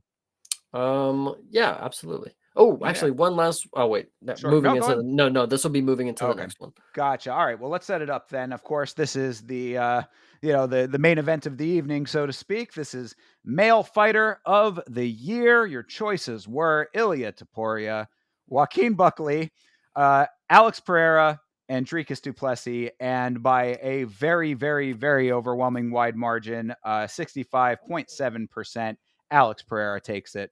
What do you have to say, sir? I want to first point out to everybody that Joaquin Buckley had more votes than Dricus Duplessis. That was an oddball to start off with, but the fact of the matter is more people thought that, you know. So just want to point that out. Second, Sure. I think Buckley should not be on this list, but that's my opinion. I think John Silva should maybe be on this list. A fighting nerd at the least, him or Pratice for male fighter of the year, coming in at undefeated. John Silva, he had 2 knockouts in 14 days, I believe it was. Maybe it was 7 days because he might have even fought that next week. I don't remember what it was. So that is history. Um, but my pick is gonna unfortunately go to Ilya Taporia. I know I've been raving about Alex all night, but in the sport, the UFC, Ilya became the top of the food chain this year. I know Alex is, but he kind of already has been. Like I don't know. We haven't really thought like Jamal Hill is gonna beat Alex or Yuri's gonna beat him this time. Like I don't really. Ilya, there was some speculation, but he solved that quick, and he's now the 145 king. And Alex is too, but it is a tough one to make. So, and I knew that this conversation was going to go down. So I'm going to go with Alex, and I'll tell you why. Alex has cleared out essentially the majority of his division, and he did it in such quick succession this year. That would be the deciding factor for me. And I'm not saying that you're wrong with the Ilya pick because all of your points are perfectly valid. And that's really I think the takeaway from this conversation because it really was always going to come down to Ilya or Alex when you're having the fighter of the year conversation for 2024. But for me, the criteria that I'm looking at with it is the fact that Alex saved 2 events, if not 3. I mean, they were trying to make it seem like he was saving a third event. It wasn't really that. They were just scheduling him for a third event. But that in and of itself was wild when you think about the fact that he fought once, 2 months later came back, fought again, 4 months later came back and fought again, all within the span of 1 year, won all of his fights. That would be my criteria and why I'm going with Alex. Yeah, I completely agree. Alex, gosh, fight of the year, man, or fighter of the year. Like he really is. He's just a wrecking ball right now. So it's hard not to pick him because he really is taking the sport by storm kind of deal. Like I feel like he's getting levels that not many people are getting to. Like if Connor's up here superstardom, like Alex ain't that too far behind when it comes to UFC terms, but he's closer to everybody. I don't know. He's closer to Connor than he is everybody else at this point. I feel like is the point I'm making. The aura is certainly surrounding him, and I mean I think that that's also something to bring up in general when it comes to Alex. The fact that he has been able to cultivate the following and fan base and the aura, as people say, just without speaking English. He bases it really on the persona that he wears and his activity in the cage. Fighters are out here going out of their way, jumping through hoops, I would say, to try to generate a tenth of the aura that Alex Pereira walks around with naturally. So that certainly plays a factor here. But if we're going a little bit farther down, I want to play a slight devil's advocate just to say that Joaquin Buckley, I do think it is absolutely wild that he got more votes than Dricus. That is crazy. But his knockouts were really nice, and had the doctor not stopped the fight in Tampa, I think that also could have potentially been another highlight worthy performance there.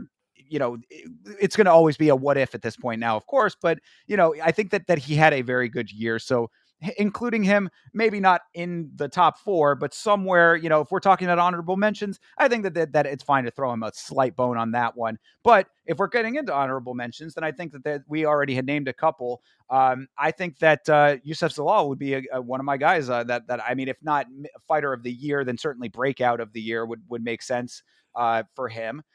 Seeing a couple other ones that might make somewhat of sense. I mean, like Marab, based on the domination in the fight that he had against Sean, certainly makes sense for that. Pantoja would be a cool option to ever see, but Yeah, Diego Lopez Pantoja. was also another one that I say could probably go up there, but he's not. He's not up there yet. Shara, hey, listen, he's knocking people out left and right, and he's done it this year. So, hey, why not? I Yeah, don't I know. mean, he's certainly making a believer out of a stubborn guy like me when it comes to that. So, I got to give him credit there. Kaio, is another. I mean, just fighting nerds in general. Of course, we'll talk about them in a little while. But, I think that Kaio has had a really good year too. I mean, I was very high on Lerone Murphy. I'd say that after the Ige fight, he kind of looked a little bit more human. So, there's a little bit of less aura than he might have had before that, based on the Edson Barbosa fight. But definitely a good year for him. Yeah, I mean, there's you're going through all of the names, and there's also there are a bunch of good options that are in that equation. So I think that really it's always going to be based on this year, Ilya, Alex, and then whoever else. You know what I mean? So I think that the conversation that we had surrounding the top two makes the most sense. And then you can kind of throw in whoever you want after that, because there have been a lot of great guys fighting this year. Yeah, 100%. So that rounds out the MMA Orbit polls. That is the based on the other fans and what the climate of the fan base is looking like. We have a couple of other ones that we can kind of run through a little bit quicker. We don't need to necessarily dwell on everyone as much, because there's going to be a lot of overlap here. But let's take a quick look at it. We'll go over to ESPN's MMA Awards, and we'll go through this. You know, top down, so we're not going to start from the bottom. We'll just go through what they had to say. So we just talked about fighter of the year. They've got Alex. We talked through why that one makes sense. The non-UFC men's fighter of the year, they have as Francis Ngannou. I thought that this was an interesting choice. Now, they're basing it a lot on his boxing career, in addition to his win that he just had in the PFL. What's your feeling on that? It's a weird option. I mean, I'm not really too sure of other male fighters of the year outside of the UFC. Usyk probably would be my guy, I guess, because he just did some crazy stuff. But Francis is not a bad option. It is what it is. They got to pick somebody. Well, I mean, if we're talking just non UFC MMA, though, I mean, Oh, I got you. Oh, my bad, my bad. Yeah, I mean, non-UFC MMA guys specifically.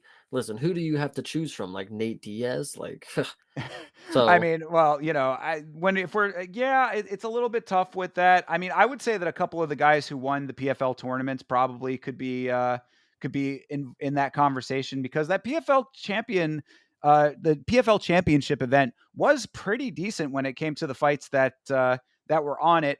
A lot of those names are ones that don't immediately spring back to mind, so I'd have to go through the card to pick out ones that I thought were like cream of the crop. But that's just the unfortunate aspect of that, that they have so many Dagestani fighters, and they only are fighting guys in that promotion. So it's hard they're not promoting themselves all that well outside of the bubble of the PFL, and you have to be within the PFL bubble to begin with to even have any frame of reference for that. So I mean, if I was going to go outside of the UFC, I'd say it's like someone like Rod Tang would probably spring to mind. A lot of the one championship guys would probably be among my choices. Mike That Perry was somebody that came to my mind, Sure. I mean, again, bare knuckle boxing, so it's like but he was slightly different. he was UFC. You Yeah, know, yeah. But again, we're talking MMA specifically. It's a little bit harder to quantify that. But and then even Mike Perry, getting pieced up by Jake Paul is never a good True, look. that So did happen. Yeah, yeah. yeah. This one's a So hard one for me. yeah, fair enough. I wish they'd given some more like runners up and stuff. That would have Yeah, been nice to yeah, be able to sort exactly. through.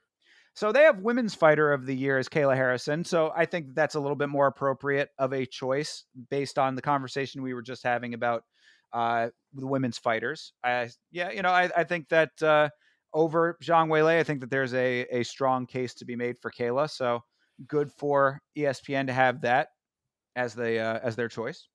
Yeah, a And then non-UFC fighter. Yeah, this one could be. Yep. And it really we're talking non-UFC women's fighter is Dakota Ditcheva, and I mean, I think that this just speaks to the strength of Dakota Ditcheva, like having the PFL on her back right now because I'm struggling. I've watched a good amount of the PFL's season.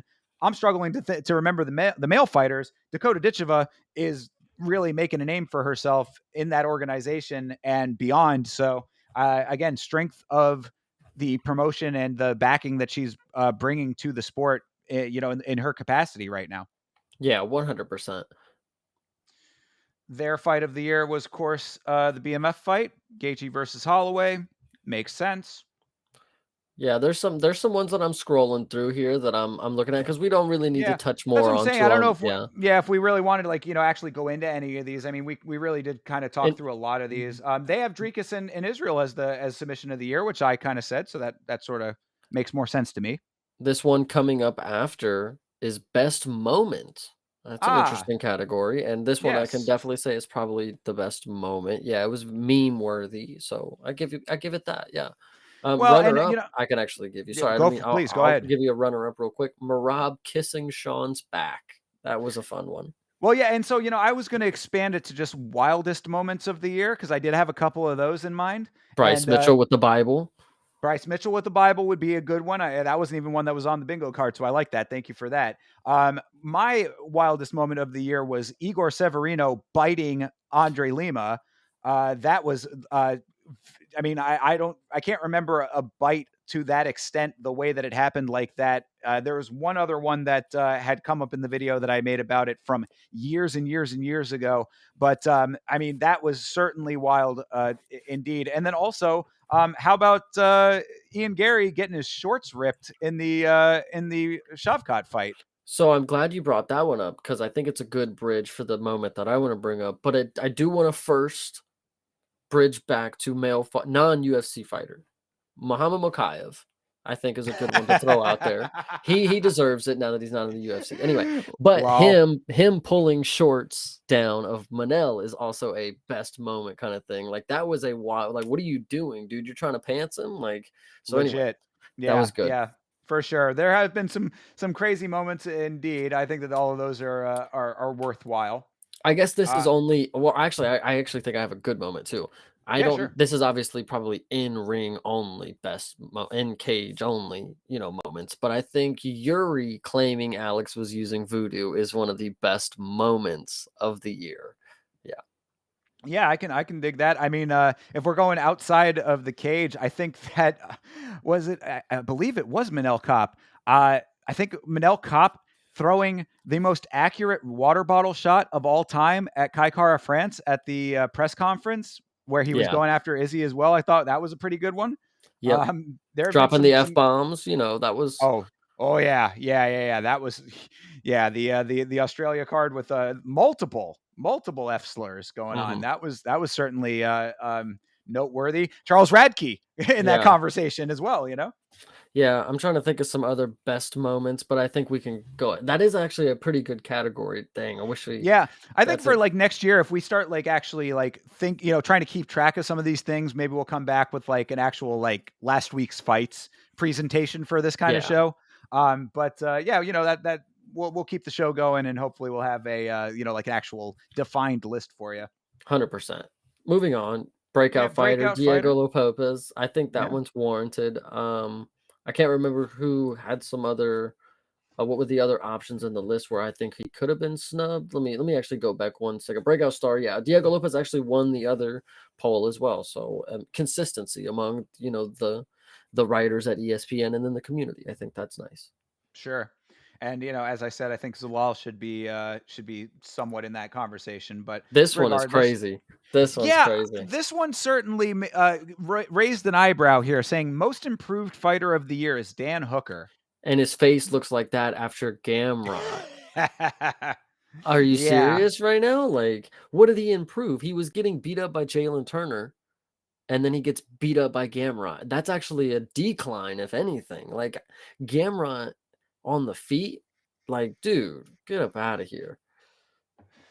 Yeah, it's just it's an odd, I mean, yeah, it's an odd choice based You on, can't like, even what explain it. exactly? Like, Right. it's like, bro, it's so crazy to think Yeah, that because I he mean, was on really the list of people. Like, most yeah, improved, it's like, oh, Dan Hooker. Oh, yeah, for sure. Like, that's what I mean. It's like I would say that he is the most consist you like, if you're gonna give him an award of some type, I'd say that you he's know the what you're most gonna get out of him. Like, consistency. Yeah, he gets a consistency award for being a guy that can take a lot of damage and dish out, a decent amount himself.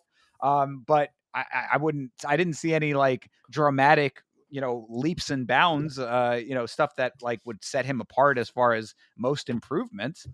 yeah. I think that Josh Van has a better case to be most improved fighter, as far as his ground game goes. Yeah, I'm trying to think of some other most improved that would definitely be. I mean, you got to think of people like I don't know. It's just crazy to me. I can't. This has just got me flustered. Not gonna lie. Like that's a crazy option to throw Dan Hooker in there. Whew. Yeah, because I'm really trying to like I'm trying to stretch a little bit here to think of other fighters that have made like leaps and bounds improvements. Um, I mean, he got a new tattoo, an improvement, but it's yeah, the quality of the chest piece is questionable when it comes to improvement status, I would say. In fact, if we're talking about tattoo improvements, Carlos Freitas takes that one hand over fist. true. True that. Well, Igor Severino too. He got the tattoo of the bite mark. So I this got isn't a fucking tattoo bit. competition. Competition here. So either way. Fair. All right. Well, let's keep chucking along here. So I yeah, like best this. newcomer. I like Yeah. this because it's not specifying that they have to make their debut. This is just somebody Right. who's just like new to our eyes kind of deal. So I like Carlos Freitas being here. Jean Silva, any of the fighting nerds can be up there, really. Yeah, absolutely, and that goes into Yeah, the there next you go. category here, team and coach of the year of the Fighting Nerds. I mean, we've talked about it time and time again, and it bears repeating. The Fighting Nerds. This has been the year of the Fighting Nerds for sure. It's funny in that regard because really, I mean, we've touched on a couple of them throughout these conversations, but we haven't really zeroed in on the fact that like all just that speaks to how the quality of the year has been overall. There's been a lot of great fights and a lot of great fighters, but like if you want to talk about team consistency, the Fighting Nerds, this is the year of the Fighting Nerds for sure. I want to make this point that I don't think ESPN or whoever wrote this actually watched the Jean Silva fight because they wrote most recently putting Drew Dober's lights out. I don't think that's how that ended. It ended with Jean Silva pointing at the cut and the doctor stepping in. I'm pretty sure. Uh, All right, fair enough. but either way, that's just a nitpick here. Yeah, so So, going through some of the other guys on there, I mean, Kaio, with the performance we had mentioned with Jared Cannonier, that was a huge step mhm. up and a huge test for him that he passed with flying colors. We talked about Mauricio Hufi when, his last fight, we had said, we kind of called the way that we thought that might go, where it's like Hufi is, I think, a little bit of the wild card, so to speak. Having Joe Rogan say that he thought that Hoofy was like the star of the Fighting Nerds, that's you want to talk about wild moments in the sport of the year. I'd say that could certainly be in that conversation. But I'd say that of the breakout nerds this year, Hoofy is still kind of the one where it's like, what's it really going to look like as he continues to ascend? But Kaio and Gene Silva for sure at the top of the list, making some amazing, tremendous strides in their careers this year. Yeah, 100%. And you see those Fighting Nerds glasses all the time now, so you know what that True. means. Yep. Best card, we talked about 300. We've talked about all the amazing cards this year, so we can kind of go through that. And that actually does round out their list. So Good that's what deal. ESPN has to say about it. And then to finish off the lists that we have on deck as far as best ofs and awards and whatnot for the year, we wanted to touch on the World MMA Awards. Now, this is kind of a different one. The criteria is a little bit different, so keep in mind that when we go through some of these, the window for consideration for this is not on the year. It actually is from July 1st of 2023 to June 30th of 2024. Oh, So okay. yeah, it's an odd time frame that they've kind of boxed this in. I don't know why they do that. Uh, I have firsthand experience. To have Josh Van have a full cycle in the year, that's Bingo, really what that's it a good is. answer. But knowing that, like, I have some experience with awards and entry windows and stuff like that, I am well acquainted with the fact that different competitions just do them differently, seemingly at random. So it's a little bit odd that they chose to structure it this way. But the point is that is how they chose to. So just keep that in mind. But going through some of the notable ones here, Lifetime Achievement Award for Mark Coleman. Abso-fucking-lutely. There has never been a more deserving Lifetime Achievement Award in the history of these awards, I would say. Mark Coleman, who has been through hell this year as a legend of the sport. If you are not aware, Mark Coleman, of course, had some terrible circumstances in his life with a tragic house fire where he was a hero, saving the lives of several of his family members and unfortunately losing his dog in the process. So terrible circumstances there. He was hospitalized, I believe, multiple times this year because of that, smoke inhalation and things like that. So what a warrior Mark Coleman is, and having had the opportunity and the being as privileged as I was to have met him at UFC Tampa, I have to say, throughout all that he has been through, and on top of being a legend of the sport, also just a very genuine and sweet person who is willing to take the time to shake a fan's hand when they wanted to take a picture and all that kind of stuff. So far and away, Lifetime Achievement Award to Mark Coleman is beyond deserved. And sorry, Hell yeah. I didn't To mean to hear it. monopolize all No, of that, yeah. but that was a lot to, yeah, That a that's a lot to good go wrap. through. That was a good segment of it. Yeah, I appreciate it. Let's Sure. see. Fighter of the year, they have Alex. We talked about that a little bit. Female Fighter of the Year again, Zhang Weilei. This is the one that I thought we were going to be talking about at first. I didn't realize that the MMA Orbit poll had that as well. So we kind of went through our thoughts on that. A little bit strange, but they had one of their choices on here was Larissa Pacheco, which I thought was an interesting inclusion there. She did not win her fight against Chris Cyborg.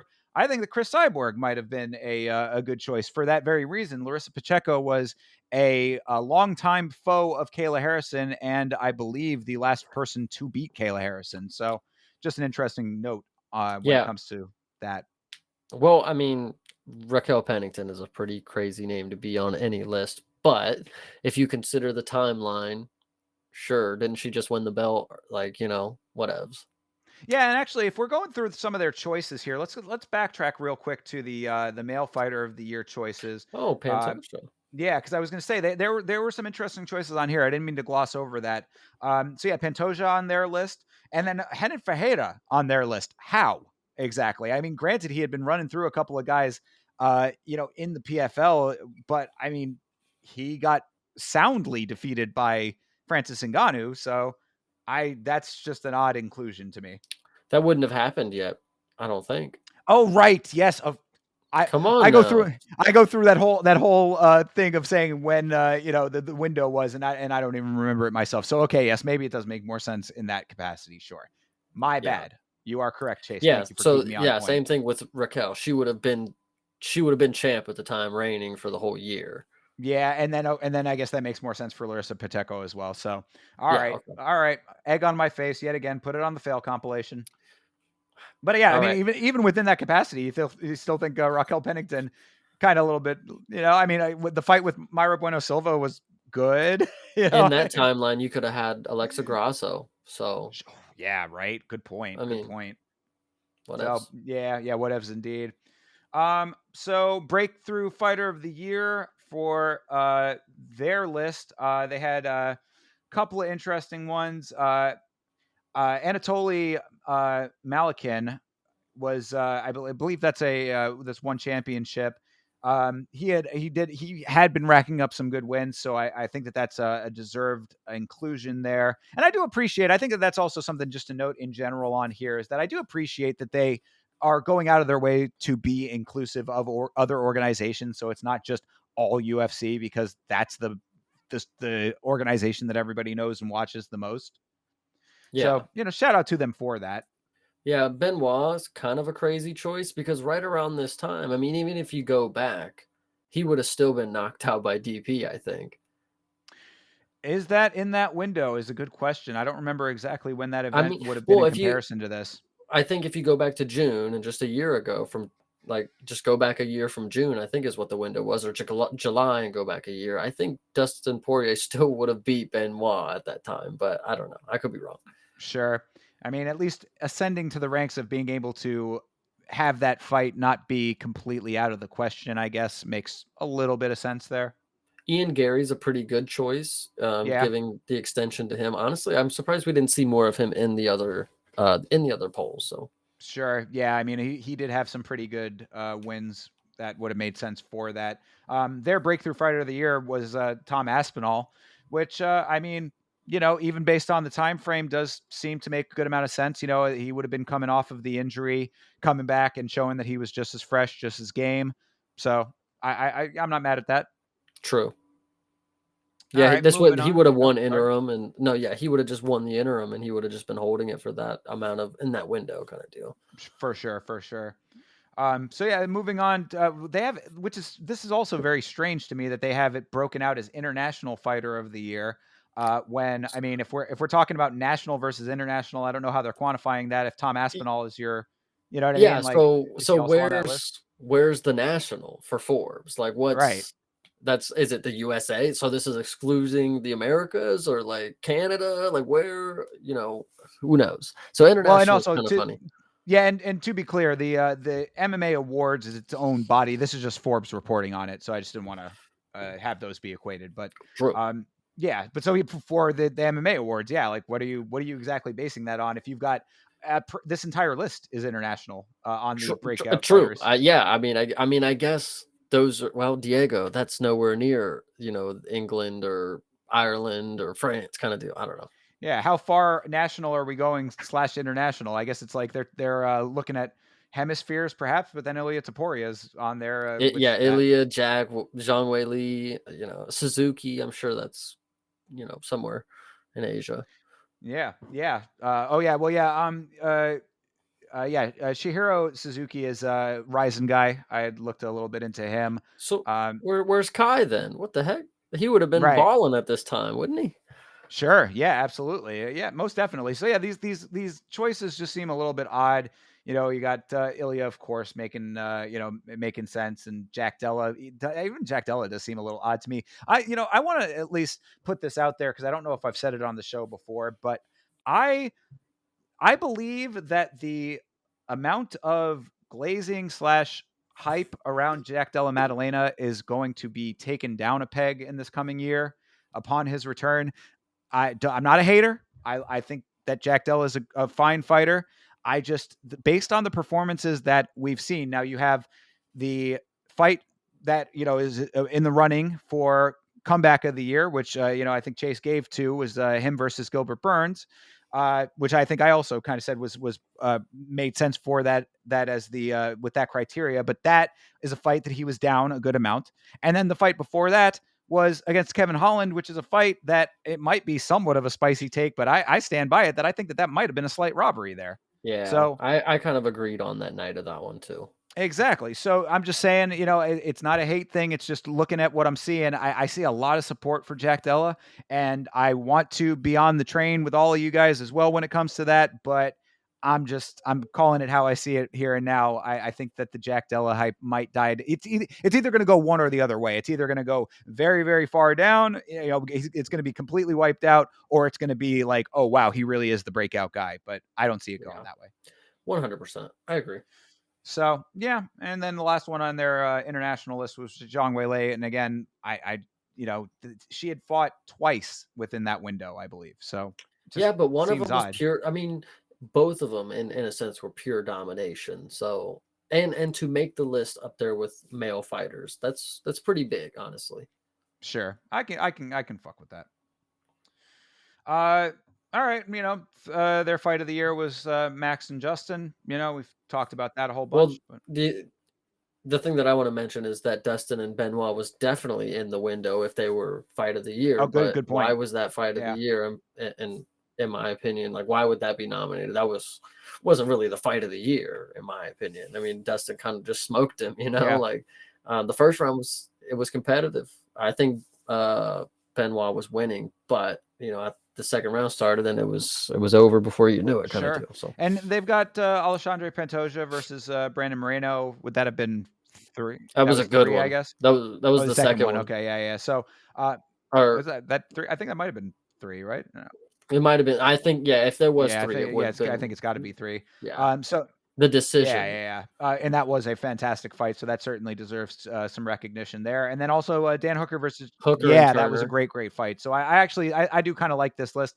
Clay Collard versus Shane Burgos being on this list is a little ridiculous to me, and that's not uh, organization bias, but I watched a lot of that season, and not if if we're being generous to other organizations, then okay, you want to just have something from somewhere else in there, then perhaps, but probably even still better choices from outside of the UFC than that one. Just my 100%. opinion. Yeah.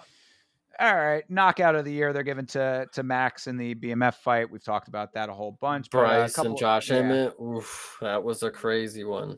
one of the best. That's another one where it's you want to talk about sending someone to the Yeah, shadow true. realm. Yeah, that certainly is in the running on that one. Gaethje and Justin and Poirier. Dustin. Yeah, yeah, that was certainly one that was unexpected. At least, I mean, True. I think anybody would have thought that the head kick, especially a blocked head kick, that always True. is what kills me about that one, man. The fact that like it wasn't even a clean head kick that did it, just kind of wild. Yeah. And then Um, Oliveira and Sopaj is another great one. I'm love to see it on the list because it was crazy. Yeah, You know. for sure. Yeah, yeah, yeah. And I'm glad that you gave that its praise early because it definitely deserves it. Yeah.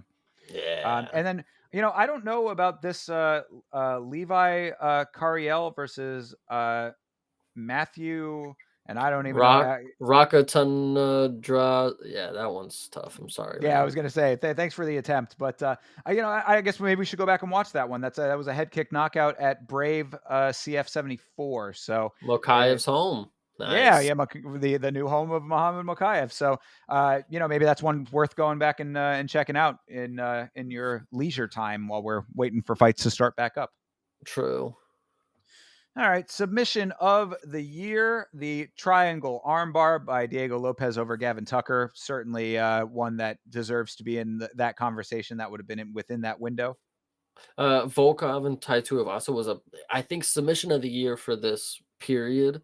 I think that's a good option because not only obviously Tai Tuivasa's submission defense is horrible, but it's the level of difficulty that submission takes, and that he was able to actually pull it off in the UFC. Might have been one of Yeah, the only ones. literally, yeah. I was gonna say, I think on the episode that I did about that event, I said, pulling off an Ezekiel choke is not something you see every day. So good stuff there for sure. And the Ortega versus Rodriguez fight that we had talked about. I mean, the finish was certainly great and a nice inclusion, but just that as a comeback, that certainly deserves to be in the conversation for sure. I don't know. Submission of the year for Brian and Yair. I mean, it's another one with Tai Tuivasa kind of deal. It's like their submission defense is not really that great. So subbing them, whatever. But the best part about Brian Ortega, Yair Rodriguez, is Brian not letting the choke go, letting his fellow Mexican gurgle and choke, and it was good. No Diddy. So I can't wait. It was a good Fair. one. But another one on this list that definitely deserves some praise is Damon Blackshear over Jose Johnson, the Twister, one of Hmm. I think three now, maybe three or two. I think he's in rarefied air with the Twister submission. So shout out to Damon Blackshear, who's just a really great wrestler in general and deserves to continue to be on the radar for people because I think that he's got potential to continue to go and do great things. Yeah, and then the last one on the list is Lam and Dustin. Again, I don't know if I put this on submission of the year because it's something that we kind of thought was going to happen. Like he should sub Dustin, but Right, it is right. what it is. For sure. And then now, so we had kind of touched on this a little bit. So their comeback of the year is the one that is a little bit wonky, where they have both the comeback within the capacity of a fight, and then also the comeback to the sport rolled into one.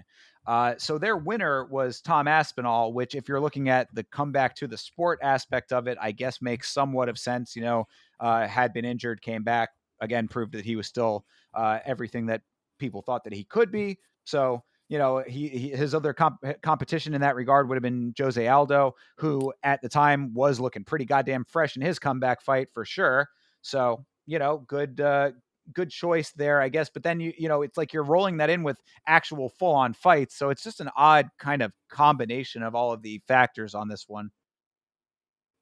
Yeah, absolutely, like, Jose Aldo career, like, that's just really funny, Right. just what does that even mean in this? So, and then you have the other fights, it's like Elvis Brenner and, Guram, it's like, why is that even here? I mean, Oh, come no, back. no, no, that should be here. Yes, no, that's the one that Elvis Brenner got cut open and was bleeding like a pint of blood. But what's Yeah. the comeback version? Like, he came back and won. Okay, Oh, so yeah. that was okay, I thought with these other ones, I'm thinking, like, did Elvis Brenner come back from injury or, like, what Oh, was no, well, the. no, that's the point, though, is what I was getting at is Yeah, that, like, they're rolling in 2 things, they're conflating 2 things that really need to, they even say it here, like, this category needs to be split into 2, and it does, because it's like you have come back to the sport and then come back within a fight. So it's yeah, like, I get you. yeah, within a fight, Elvis Brenner versus, Kutateladze makes a lot of, sense. I mean, that was the fight that really, got me, high on the Elvis Brenner train there that got sadly taken down by Joel Alvarez, not Yeah, too far after that. and But, s yeah. well, and so going with this timeline, reaching back, I do remember watching this Rodolfo Bellato and Ihor Potieria fight, and it is the actual reason that I have hope in Potieria because he beat the shit out of Bellato, like for for a round and a half, whatever he had to win. Of course, actually, I think he finished him, so he might have been beating him for 2 rounds. And that Bellato dude just would not go down. Like he fell, but he just like wouldn't go out. The ref wouldn't end it, and then it was one of those situations where Bellato got on top and then the ref kind of ended it a little early, like kind of deal. So I always had hope in Ihor, like he can put people out kind of deal. But so that was a great fight. Comeback of the year. I do maybe agree, but like I said, the ref kind of he definitely had an earpiece in on that fight. Like he didn't want to end it for Ihor, but as soon as Ihor got in trouble, he was diving on him like it was pissing me off. So Sure, sure.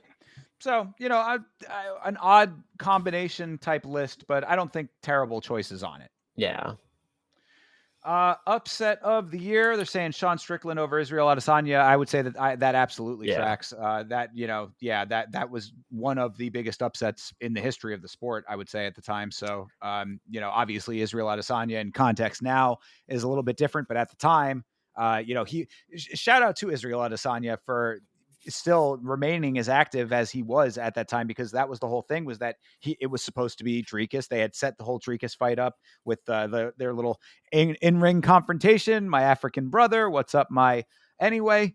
And then that didn't end up happening. It didn't the fight did not end up happening. Israel Adesanya still wanted to stay active and took the Strickland fight. I give him a lot of props for that. Unfortunately, it didn't go his way, and then it would become one of the biggest upsets in the history of the sport, I would say.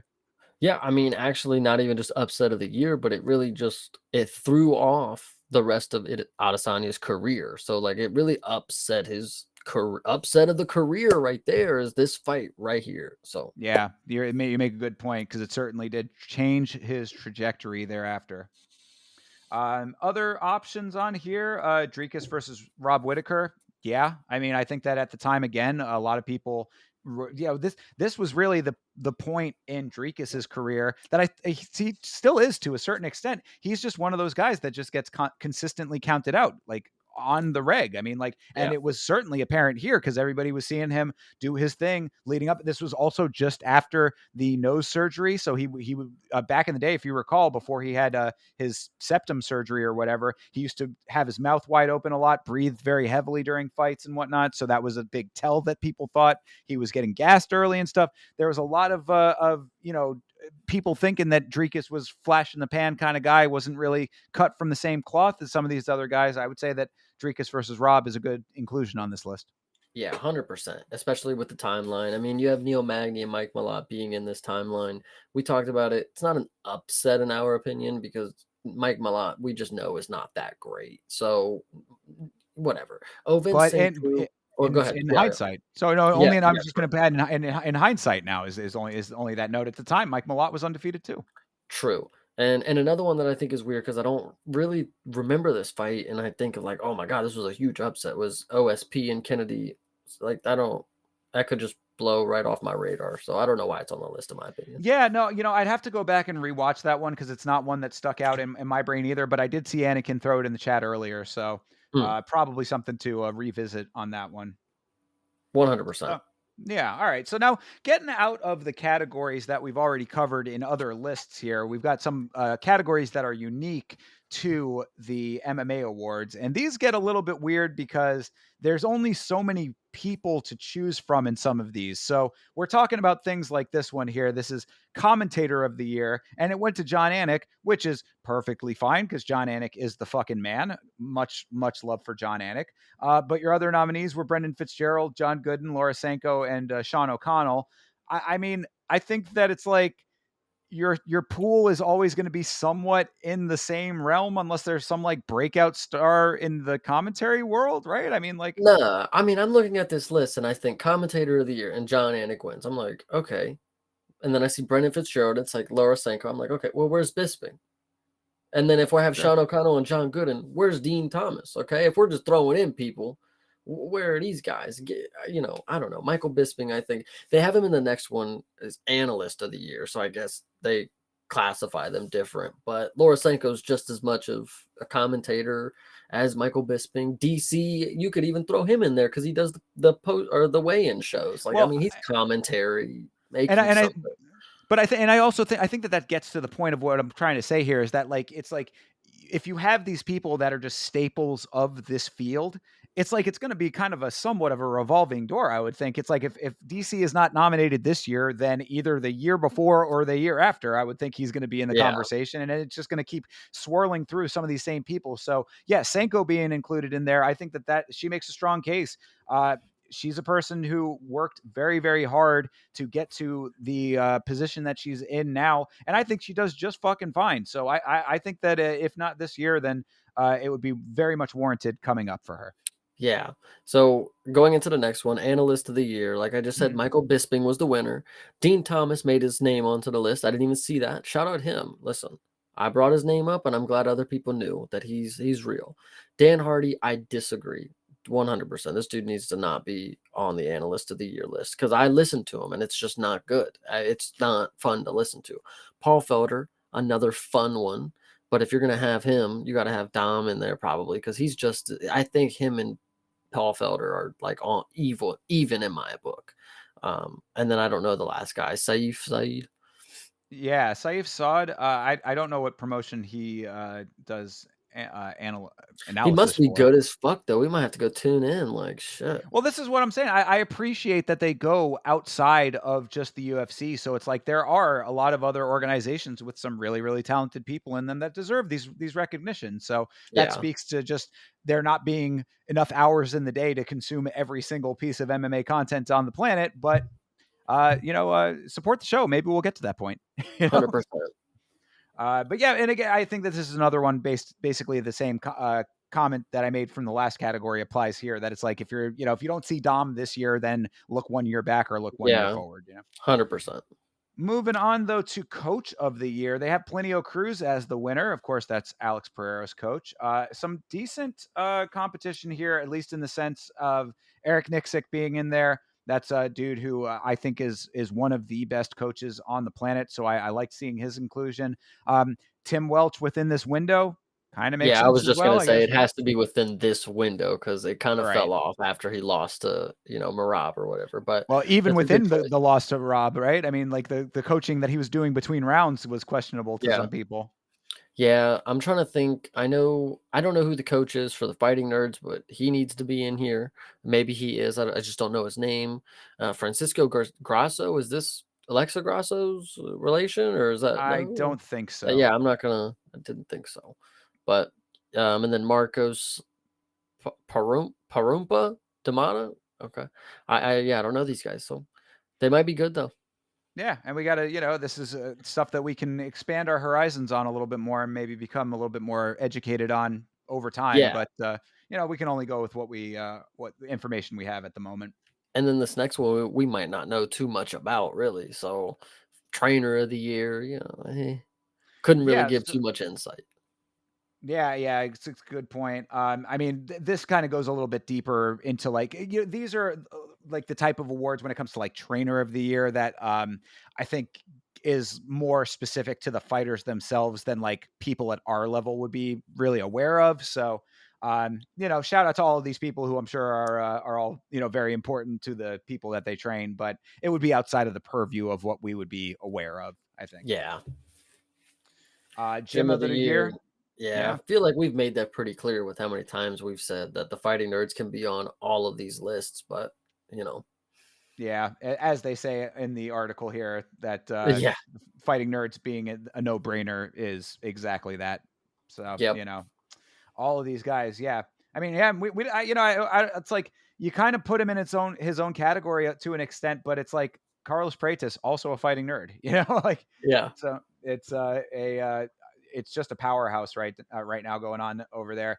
And again, same criticism of these other categories yet again, because you've got AKA, you American got Top Team. yeah, American Top Team. I mean, like Extreme Couture, these are all gyms that you could certainly see either the year before or the year after. So Yeah. it's kind of yeah, a small world to an extent when it comes to MMA, but that should also be a signal to some of these other gyms that it's your time to go make a name for yourself, become the next fighting nerds.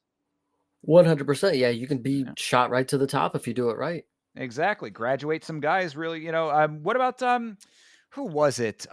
Geez, now I'm there's no way I'm going to be able to remember this off the top of my head, but we were talking about it on the show not too long ago. That Mile High Militia. It Mhm. was out in Colorado. Couple guys who defected from one gym and went over and started their own Yes. thing. Yes, I Yeah, remember. I don't yeah, remember much about it, but I know what you're talking about. Yes. right. So yeah, we'd have to go back into the show archives and figure out which people were all involved in that. But the reason I bring that up is to say that like something like that could very well become their own breakouts if they play their cards right. Exactly. So yeah, moving on. Referee of the year, Herb Dean. This is another one where it's like, how do you have an entire category for this? How many times has Herb Dean won this over the years? Would be a Yeah. great question. Yeah, and there's such a small pool to pick from. I mean, like you said, it's gonna be Keith Peterson next year, maybe something.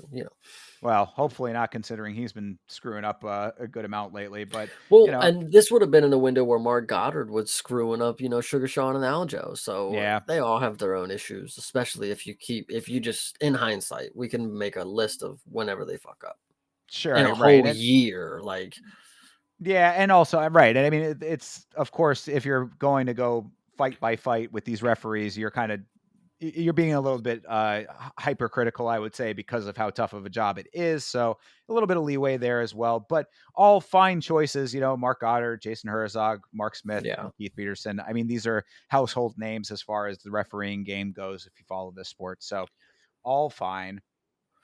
We Ring go down. girl, hey, Yeah. I can tell you she's a good winner. She's a good one, I'll tell you that. What about that one? This is outside of the MMA window, but what about that one ring girl from the Tyson fight that was getting all that Oh, attention? I didn't get to it, no. Oh, really? Oh, you didn't? Yeah, Yeah. Uh, I mean, I'd have to. It'd be a little tough for me. This was Mike Tyson or this was Yeah, the Fury? Mike Tyson. Okay, okay. Yeah, it's Mike Tyson Jake Paul fight. Ring girl. Hold on, let me see if I can pull this up, just as a little bit of an I'll aside give you here. my honorable mention while you look that up. Sure. My ring girl out in China, Oh, she was yes. she definitely could have won, and even though we've only seen her once, we may never see her again. I will remember her. She looked very nice. Oh my goodness, yeah. Yeah. So this is Sydney Thomas is the name of that young lady who was kind of stole the show to a lot of people at the Mike Tyson Jake Paul fight. But again, just a little bit of an aside, not MMA Yeah. related. I do remember making comments about how all the women at the event have just the biggest tits ever, but, it is what it is. For sure. They were also pushing them up to as high Yeah. as they could possibly go on the human body. Yep. But fine options as well. Got to see the lovely Brooklyn Wren in real life in Tampa, and let me tell you something, guys. Uh, what you see on the television does not hold a candle to what you see in real life. She is just very lovely. We'll keep it respectful here, but Good good deal. lord, yeah, Hell yeah. very nice on the eyes. Leading man goes to Dana White again. How many times has he won this, and how many times will he continue to win this? Your um, other options are somewhat limited, but I mean, I would actually give Ed Suarez a little bit of a shout out for LFA because LFA does graduate a lot of great fighters that end up coming into the UFC. So LFA has been a long time organization that has been graduating a lot of great fighters in that way. So there should be some recognition for LFA there. I actually will give recognition here and I know it's outside the window that this would maybe necessarily apply, but the dude who's running Karate Combat might be onto Yeah, something. for sure. Yeah, Karate Combat's doing some nice things as well. I think that's a good one. And Peter Murray being included on this for PFL is a little bit wild to me. Just Best saying. promotion, of course. Yeah, we knew this was coming. Same options as No. the other article too. So, Yeah, which we UFC didn't wins I it, of don't know what course. Octagon is. Why is the leading man not on the list for this one too? Like, Yeah, Octagon is one that I have heard a couple of times come up at. I believe don't quote me on this, but I want to say something like Poland. I think it might be a Polish organization. That sounds like in my mind it makes sense, but I could be wrong about that. yeah. But this really also goes to show just how many other organizations there are out there. How much it's like if you want to follow every single thing in this sport, it's like next to impossible. So Yeah. we're limited by the amount of time that we can put into it as human beings and the reach that all of these organizations have. But Octagon, LFA, KSW, and PFL were your other choices, and UFC wins. Good deal. Yeah, and last but not least here, I guess this is one that actually we could probably have a little bit to say about because I did see some conversation about it in the Discord. The Personality of the Year award for the MMA Awards went to Nina Marie Danielle, Nina Drama. What do you think Yeah. about that? I mean, it's probably the only option that you could have, especially in the window. She was popping off. Like, I don't know if you guys know, but she was on an episode of Ridiculousness. Like, she's kind of like more than just a TikTok kind of person now. So she's actually got some opportunities ahead of her, and she does work with the UFC. So her being on this list doesn't surprise me. But the other ones on the list, kind of interesting. Why Bruce Buffer? Maybe because he does cameo work and he's kind of on social media a little bit. Chael Sonnen, okay, his YouTube channel is a little polarizing at times. He does say some outlandish stuff, and he does come on the shows dressed in all black, like he does have like some aura to him. It is Uncle Chael. Joe Rogan, also another one where you got a show that you can just listen to him babble and whatever. Daniel Cormier, though, that is an interesting personality of the year because other than I mean, he does have his own show. Actually, he does have the Ryan Clark show, doesn't he? Or no, it's actually with Chael now. Sorry. Well, Yeah. yeah, I mean he's got the show with Chael, and he also does have his own YouTube channel as well. So I mean he is True. making a lot Oh, of true. content. Yeah. Yeah. Yeah, I guess they all apply. But I don't know. Daniel Cormier just doesn't seem like when I think of personality, I think he just has, other than Bruce, like I don't know, because I just don't know much about Bruce, like the least amount of personality from this list. And Nina, maybe I would say that too. But whatever. Yeah, I mean, the big omission here to a lot of people, and I mean, if we're talking about within the window, maybe there's something there, but I think it's more political than that. Is the MMA Guru?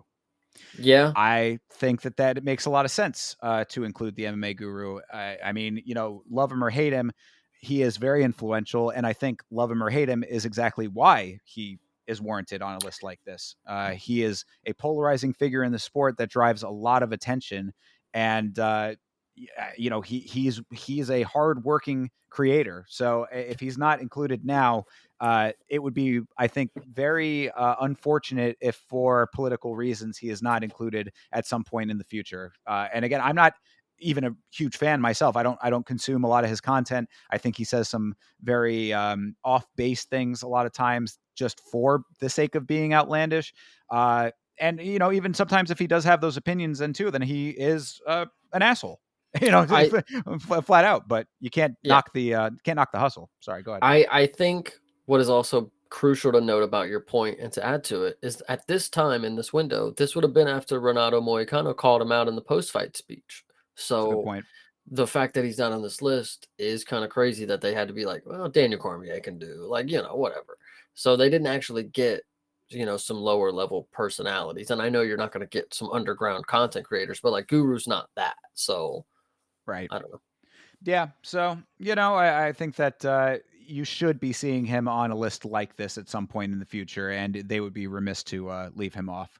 Yeah. But all right, and best Uh, MMA programming. I guess this is just I guess shows in general. They gave it to the yeah. Contender Series, which I MMA mean, Hour. well, that's the Isn't thing. that? It's like that. That's why it's weird that the Contender Series would win that, because it's like if you're basing it on like because obviously the Contender Series is like actual fights, but like these Yeah. other shows that are on here, you've got Morning Combat, Luke UFC Thomas's show. embedded the vlog series. Like, Yeah, I mean, Anakin and Florian's podcast. I guess this is the category that last week's fights is going to eventually be on. So make sure you're getting your votes in early for last week's fights being included on the best MMA programming, category for the MMA Awards in the there future. you Because go. I'm excited for it. But hey, we might have to check out Morning Combat. Listen, that oh kind of yeah, sounds sure. nice. That's I believe that's Luke Thomas's show. Oh, I thought this was actually like a fight show. Damn, never No, mind. no, just another podcast.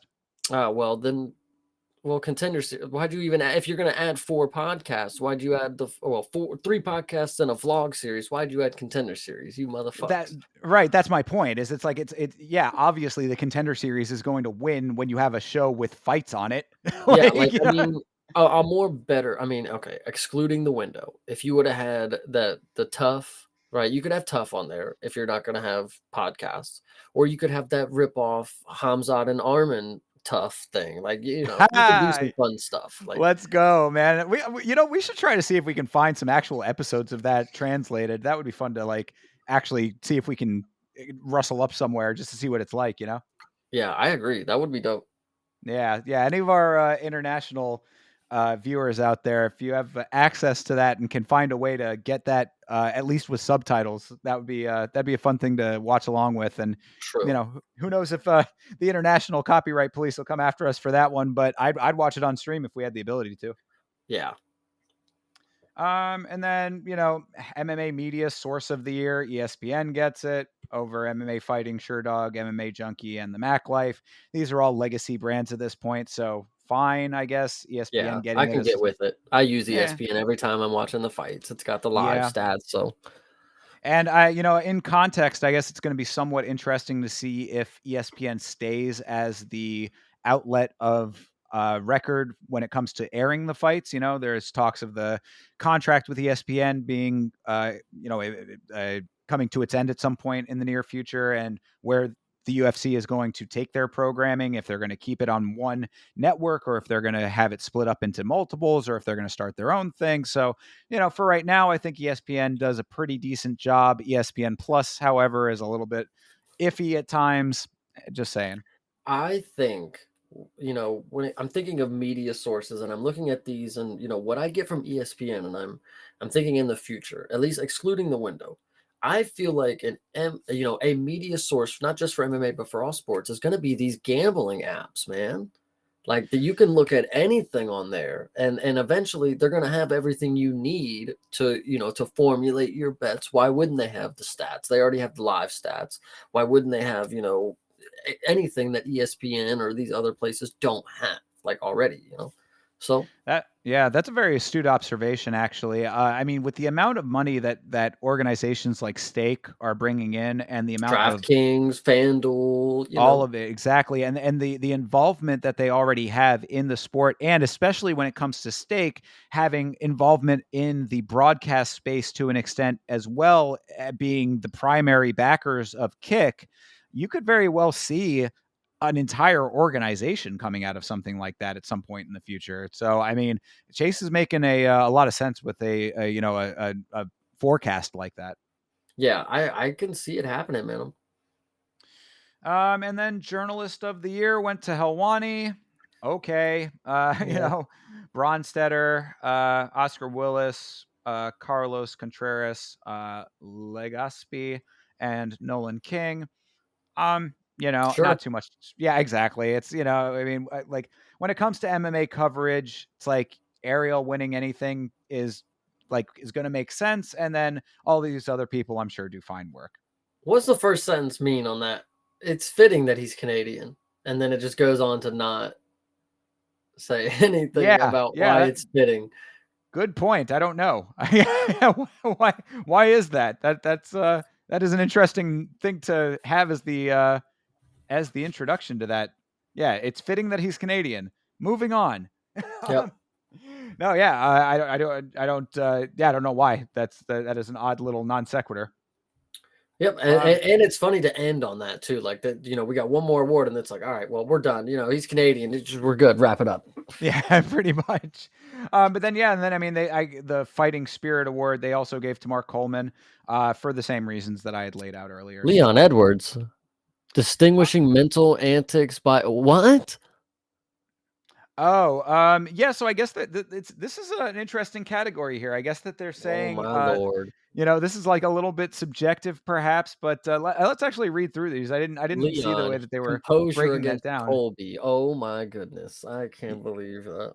Yeah, Gabriel Braga having a heart, the strength to overcome the loss of his father and his coach. Okay, fair. I mean, I would actually say that Anthony Smith, to an extent, going out there and fighting through what he was fighting through in his last fight, even though that's not within this window, but just along the same lines. I'm saying, but yeah, Leon Edwards. I think if we're going with composure, then perhaps Sean Strickland, even though he sort of lost his composure, but still, was able to hold it together in the fight itself.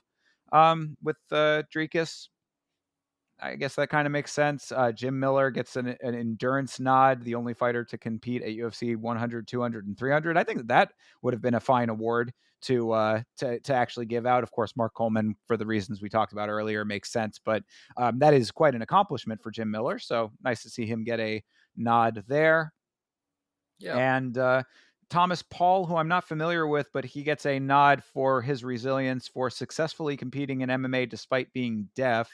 Uh, Matt Hamill would also have something to say about that one, but it's been a while since he's competed. So, Mm, fair enough. I think that that's yeah. a fine thing as well. So, there you have it as far as the MMA awards go. Kind of an odd mixed bag and a couple of sort of curveballs for us, not being as familiar with some of these outside organizations and people who are not within our purview. But obviously, we laid out why that is the case. So, yeah, I guess that's pretty much it. 2024, good year for MMA, and those are the accolades that have been given out. Hell Anything yeah. else I've from you there, I've Chase? listen, like I said before, and I'll say it again to end. We had a great year of fights. There's only better to come. And if you didn't have a really great year, you might have been missing out because this was chef's kiss. I loved it. 2024 will be remembered. I agree entirely. And I also would like to, on that same note, extend a very big thank you to all of the supporters of this show. I mean, we've only been doing this for a handful of months at this point, but the support that we've already been receiving from you guys who have been hanging out with us in the chat and in the Discord has been a really great motivating factor to continue this. I love doing it. I think I can speak for Chase in saying that both of us do. We really appreciate that you guys seem to be enjoying it as well. So, 2024 is just the beginning of last week's fights. So keep on supporting what we are doing here on this show and on our individual channels. And Chase, I know that you can tell them where they can find you when it comes to that. They will find me doing watch alongs anytime the UFC is ready to come back. I think it's January 11th, but that will be on youtube.com/at CP Smalls. And on Twitter, sometimes you'll find me hanging out at twitter.com/at Creative Parton, Partin. Make sure you follow my boy. Of course, I am at Yama Show on all social media and, of course, as well on YouTube, youtube.com/ at Yama Show. And if you are feeling like you want to support the show, even that little bit extra, I don't know if you have been noticing if you're watching the video version of this podcast, but both myself and Chase are wearing the awesome Last Week's Fights shirts that the homie Chase is making in limited batches right now. If you are interested in getting this stylish design, these are early, first come, first serve products. You are going to be getting them before anybody else will be, before they're going to be mass produced. So if you are interested in rocking a shirt, hit up Chase at the socials that he just listed out, and he will get you hooked up with one of those. We will be back next Monday to give a preview. Next Monday will be a next week's fights. We'll be looking at the first fight of 2025. So that's going to be an exciting one as well. Hopefully some new content coming out from both of us. In the meantime, I know that myself, I'm going to be having a very, very long, very exhaustive video on the Conor McGregor civil trial. It's going to be a compilation of all of my live streams covering that event. That's going to be coming out either tonight or tomorrow. So keep an eye out for that on my channel at Yama Show. And as I said, we will be back with you very soon. So thanks again, everybody, for making 2024 not only a great year as far as MMA goes, but a great year as far as content creation goes for Chase and myself. Until next time, everybody, you have a great rest of your night, great rest of your week. We'll catch up with you soon. And as always, people, fight on.